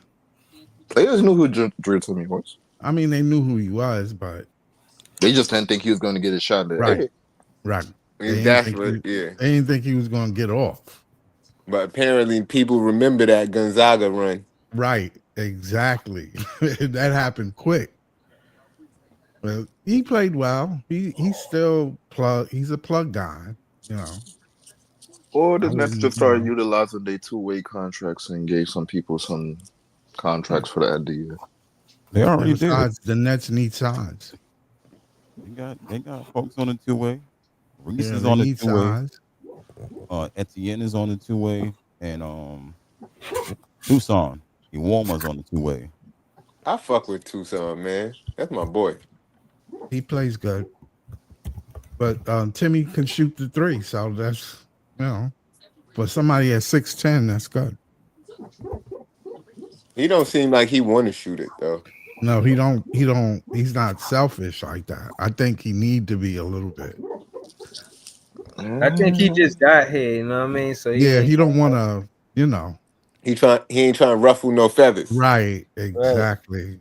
He like, yo, I'm just happy to be here, guys. Yeah. And everybody Word. know, like low key, besides who that nigga got the most like hype on the team right now out of Right. anybody. 6'10", right? He's 6'10", right? No, not hype, like Oh yeah, yeah, media hype. hype Yeah, yeah, behind yeah. him. Like He definitely got the most hype. Because he set that record. You know what I'm Yeah, he saying? definitely got the most hype. Set a Yeah. record immediately. First 4 games, he set a record. And to the point, he was making a lot of noise and with the Long Island Nets. And for what it's worth, I think the Long Island Nets is becoming more popular. I mean, I guess 4 players from their roster came and played with our roster, so it's only right to acknowledge them. You know what I mean? But Scott, how you feel about Max Lewis? He's another player hungry for a contract. How you feel about him? He plays well. He hustles. I mean, you could tell when the guys are trying to really get their name out there. So when you look at the scoring, it's kind of even. Everybody got the rock. Everybody got the chance to shoot. Yeah, yo, that's all bro, intentional. I just thought of something. Why you don't review more Brooklyn Nets content on the show? Like the actual official content that the Nets put out? Like you should probably start doing some reviews to that shit and then tagging them and they might review your review. What you mean review? Like what? What you talking about? Like, I just now I was just scrolling and they had some shit like the little videos they be posting. Oh yeah. It's just asking them which Brooklyn Net player you would let babysit your kid, and everybody was saying not Dayron and not Max Lou, What? or yeah, that's what they said. Like not Dayron, not Max Lou. But I had what somebody. about them the shit they did on Dennis Schroeder? They did one on Tyson NTN that's coming out on Tuesday. Yeah. Yeah. About his artwork and shit. Review Yeah. that shit. Yeah. Like, No, I would do that and a little stuff like that. I would like throw that shit on the screen, talk about that shit real quick, and Yeah, then post. I would ask Wally to pull up. You know what I mean? And I don't Wally. know. Yeah, Wally, man. Oh shit! That ain't the name. He said he can't review a topic talking about kids without a woman in the building. Yeah. Nah, I ain't saying that. I'm saying like when it's not like she'll stick to that content, and she was like a up and coming content creator, and she's a woman, and she talks sports. So I don't expect her to join a panel, with Full of you, heathens. with you eloquent gentlemen. You know what I'm saying? But yeah, it's hard for her to get a word in when it's such a big panel. So I'll be little stuff like that. I'll do like a half-hour stream with her, and you know what I'm saying, do some content like that. Yeah, But women are not aggressive. Wally not here no more. I'm not hurt. Shout out to Wally. I have a woman Yeah, I'm on just my saying show. all of the little content that because we do be bigging up their social media team and all of that. So Yeah. if we review some of their content, maybe they tap in with what we doing. Yeah, That's a fact. Yeah. That's a fact. that's a fact. I tagged them. Well, I would agree with you, but then when they click the fucking video and they hear us cursing they ass out to Kingdom Come and back, I don't know if they Yo, gonna you want to got fuck it. with us. The thing is, I feel like the Brooklyn Nets team, they like to stay tapped in with the culture. So if they feel a way, they might reach out. That's a Yeah, good thing. I So just think that with I yeah, guess I the don't know. higher ups, I guess I think they definitely tap into my content, but they don't acknowledge it in the way where they'll jump in the chat or they'll share it on X or something like that. But I just think that I'm one of those acquired taste type of content creators. Like you gotta realize it's not I'm for the fans by the fans, so it's not just my voice. And you might pull up and turn to the channel and you might have me talking, or you might pull up and you might have guys going at each other, you know what I'm saying? So you don't really kind of know what you're going to get. And that's why I be, before I'm gonna start practicing my slow it down, hold it down, slow it down, so that way I could kind of get crowd control, you know what I mean? So that way I could kind of direct the debate. Let Ice talk to Jay, let Easy talk to Gary, let Scott talk to you know what I'm saying, to Dylan, like try to match it up and just kind of like be the best moderator I could be, so that way it's a good show. I do honestly appreciate hearing the different perspective, opinions, and voices on the same thing. That's why, again, like I said, I'm glad we agree on Jeremiah Fizz, because trust me, Nets fans was not on the same page for a long time. You know what I'm saying? And even now, I think we still kind of on edge. Like there's anxiety there. You know what I'm saying? We kind of want to see what's going to happen in May.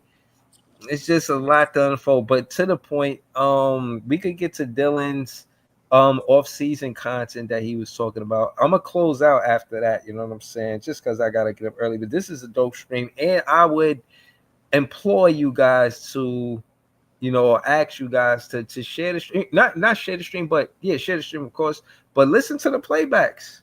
I listen to y'all guys, man. I listen to me, obviously, but it be good content, man. So, but Dylan, where's the content at? Where's that? Yeah, you want me to go over it real quick? Oh, okay. I mean, if you got it, I could pull it up. But you could I was just gonna say say it. if you go on Instagram and look up Nets Press, it's the pin post on the top left. Okay, but while I do that, you could we listening. Go ahead. Yeah, no. So every off season, I do a couple of mock-ups on what a potential off season could look like for Brooklyn. So this year we finally get to actually enjoy some draft picks. First lottery pick in Brooklyn's history. So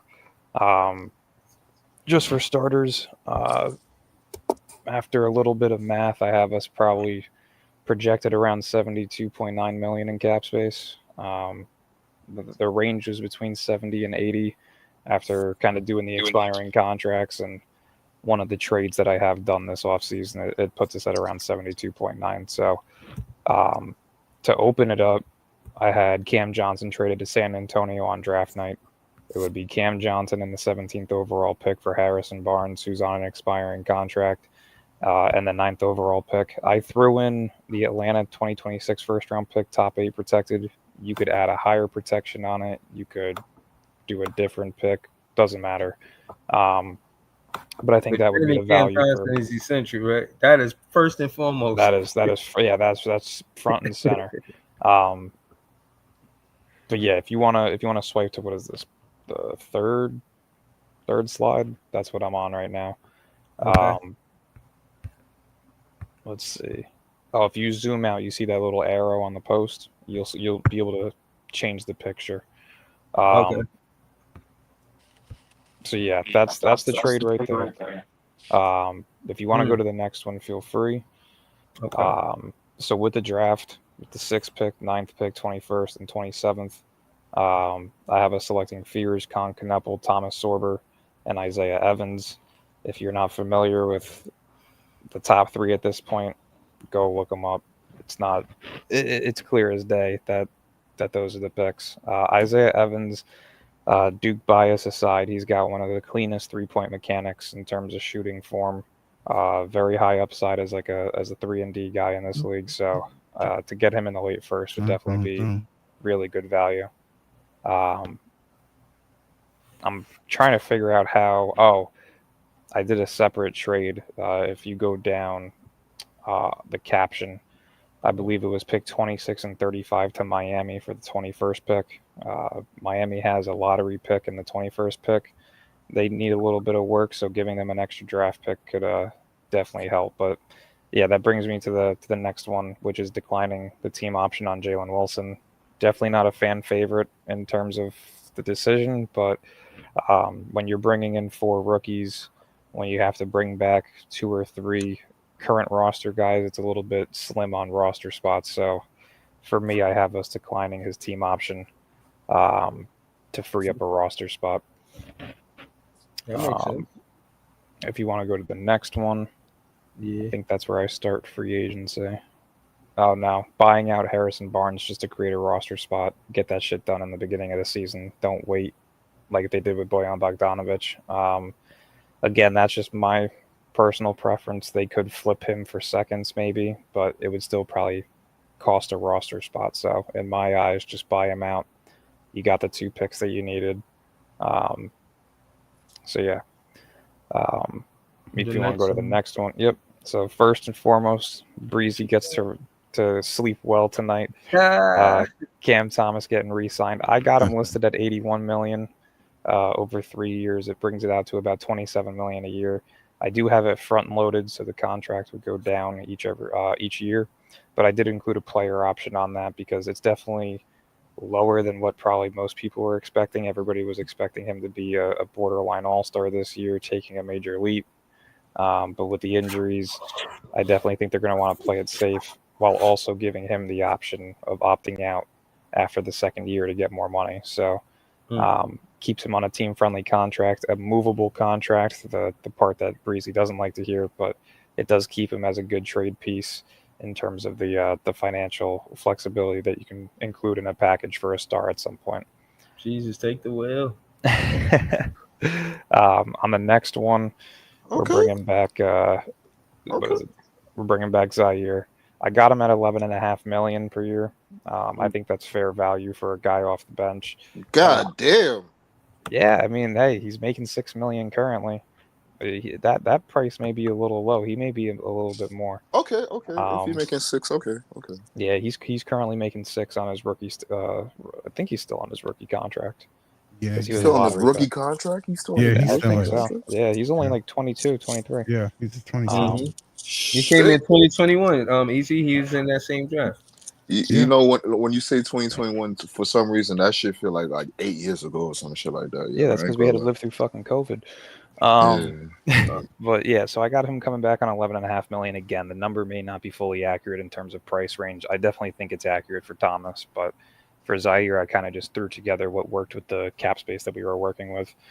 And if you go to the next one, our final current net that we'll be bringing back, Day'Ron Sharpe. I think you need to kind of have the flexibility at the center position, especially with Sorber coming off of a foot surgery. So to me, that gives him a little bit of room to develop. That nigga getting traded next season, bro. Yeah, Sharpe is definitely somebody that'll be on the block next season. But I mean, listen, at 9.5 million, where I have him listed as a backup as a backup center in the league, that's a really good price to get a backup center at. So if there's a world where he outperforms Claxton in the first half of the season, for 9 mil, he getting traded for sure. Listen, if he outperforms Claxton in the first half of the season, I would absolutely love to see Claxton traded for more assets to load up for when we do want to go all in for a superstar. But Dylan, you could make the argument that how he's performing right now has way more value to Claxton right now. I mean, right? And then you could just project it going forward and just be like, yeah, he's gonna be better. Like, yeah, no, you definitely could. It's going to be interchangeable. I do think one of either Claxton or Johnson gets traded to move up into the draft, but it just depends. Yeah, I was about to say Claxton might get traded draft night, man. Yeah. His contract's a little tough to move on draft night. That's the only problem. Yeah, I was about to say that moving 20 mil on draft night is that's gonna like I could see a 3-team trade where like Mark Williams goes somewhere and Claxton goes to Charlotte, or Claxton goes somewhere and Williams comes to us. I don't know how it's gonna really work, but and now you gotta talk to teams that know how to pull off a 3-team trade on draft night, because they could fuck that shit up and that shit could get annexed, bro. 100%. But yeah, at $9.5 million, I think that's fair value for him. I had him projected between 9 to 12 million per year. So in this one, you give him a short-term deal to prove himself, kind of similar to what Claxton's first contract, post-rookie contract was. They brought him back for 2 years. He improved his value, improved his potential money making, and he got that $26.5 million deal. So I think they're going to kind of put Sharp in a similar position to see if he can outperform Claxton next year. And then if you go into the next slide, that's where I got my 2 free agent picks. It's going to be that slide and the next. First one being Trey Mann, Charlotte Hornets backup point guard. He started off the season incredibly well. I believe he dealt with a back injury and missed the remainder of the season. But to me, if you can get him on a mid-level exception, multi-year deal, this is a perfect backup point guard to put next to Jeremiah Fears. Very similar play style, somebody to learn from, but also a really good rotational piece that could give you really stellar minutes as a 6-man off the bench. Oh, damn, he that good for to be a 6-man? I could see it. Yeah, I mean, he was killing it with Charlotte. And I think he only played somewhere between 15 to 18 games this season. But are you factoring in this free agent pickup with the pick that we're going to choose in the draft as well? Mm-hmm. Yeah. Okay. And then if you go to the next slide, this is the final free agent signing with the cap space that we have, which is Kai Jones, just a cheap team option deal. Where you at, Lee? Oh shit! This Lee's favorite player right here, man. Yeah, I like the depth to it in terms of what he can bring off the bench. To me, if you can get him on a team option deal, it's a solid 1-year rental. You can always opt out after the first year, but definitely a solid backup to bring off the bench, especially inevitably when Noah Clowney gets hurt like he's been getting this year. So definitely a solid depth piece, though. And then if you go to the next slide. A lot of young kids on the roster, though. A lot of young kids. Yeah, I got them declining Drew Timmy's team option as well and bringing him back on a 2-way deal. He's set to make $2.1 million, I believe, next year. So I don't think they're gonna. I don't think go back to the G League. Timmy ain't gonna like that. I got him on a 2-way, so they can always convert it at some point if they make trades to open up a roster spot. But to me, you gotta give the younger guys the roster spots and fill the depth pieces with some young guys with upside still. So the younger you get, the more losing you'll do. I don't know if they're gonna bring him back on a 2-way. I think they just might let him go. I think there's just It could be last part of the season. Every team's got 3 2-way spots to fill, so I could definitely see that being He's a one fan of them. favorite, man. Drew Timmy jerseys gonna sell. I think they would rather leave out some of those 2-way deals for people that probably could go undrafted this year and see if they could fill in their pieces right there. I don't think they too into Drew Timmy. I think this was just a last season, part of the season type of move. It wasn't a start of the season kind of thing. I don't think they put their assets into this right here. Yeah. Did he take Dinwiddie's number? Yeah, he did. Yeah. But yeah, no. With this, the projected cap that I had him at 72.9, we'd be spending 72.55. So we'd have a little bit left over. We'd stay under the luxury tax. And to me, again, it kind of just gives you flexibility long term. I know I've kind of been saying bringing guys on 1-year deals to keep the flexibility for 2026, but let's be honest, how many times do you see stars leave in free agency? Doesn't really happen often because they usually get extended or they usually re-sign with the team that they're on because they can get more money. So to me, these moves kind of allow you to really have pieces to put together in a package if you want to make a trade the following season. To me, you got to let this young team next year ride it out, lose, tank again, and aim for top 4 next year because the top 4 of next year's class is better than this year. So, yeah, that's kind of my thought process. I usually do these once every 2 weeks at this point in the year, so be on the lookout for those. I'm interested to see after May 12th to keep it real with you. Yeah. See what I definitely want to try one where we get Giddey because I'm high on Giddey, but it's gonna be very costly. It could put them over the luxury tax, or at least the first apron. So we'll see what they want to do, but depending on that first pick in the lottery, will kind of determine whether or not I'll do a scenario with that. All right, cool. All right, man. Listen, man, this is a great stream. I'm only closing out because I got to be up early. I want to say thank you to Scott, Dylan, Jay, Easy, John, Ice, anybody that I forgot to mention. Peoples. Shout out to Kurt the Flirt, JP Liberty, the whole chat, J Smooth. Subscribe if y'all new to the channel. See, Like, peoples, if you stayed right here, we'd have been talking about the Nets, but you hit it from the jump. So, you miss out on good Nets content. So you got to hit it on the playback now. You got to hit it on the playback now. Hit it on the playback. Yeah, yo, for real. Shout out to all of you guys, man. Definitely gonna be back with more content. It's a lot going on. I'm trying to catch up to some of it.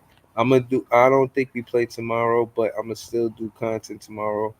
And yeah, man, y'all already know Nets fans is the best fans. We're gonna be back really soon with more content. Thank y'all for tuning in. Have a good night. Peace. Peace. Later. Later.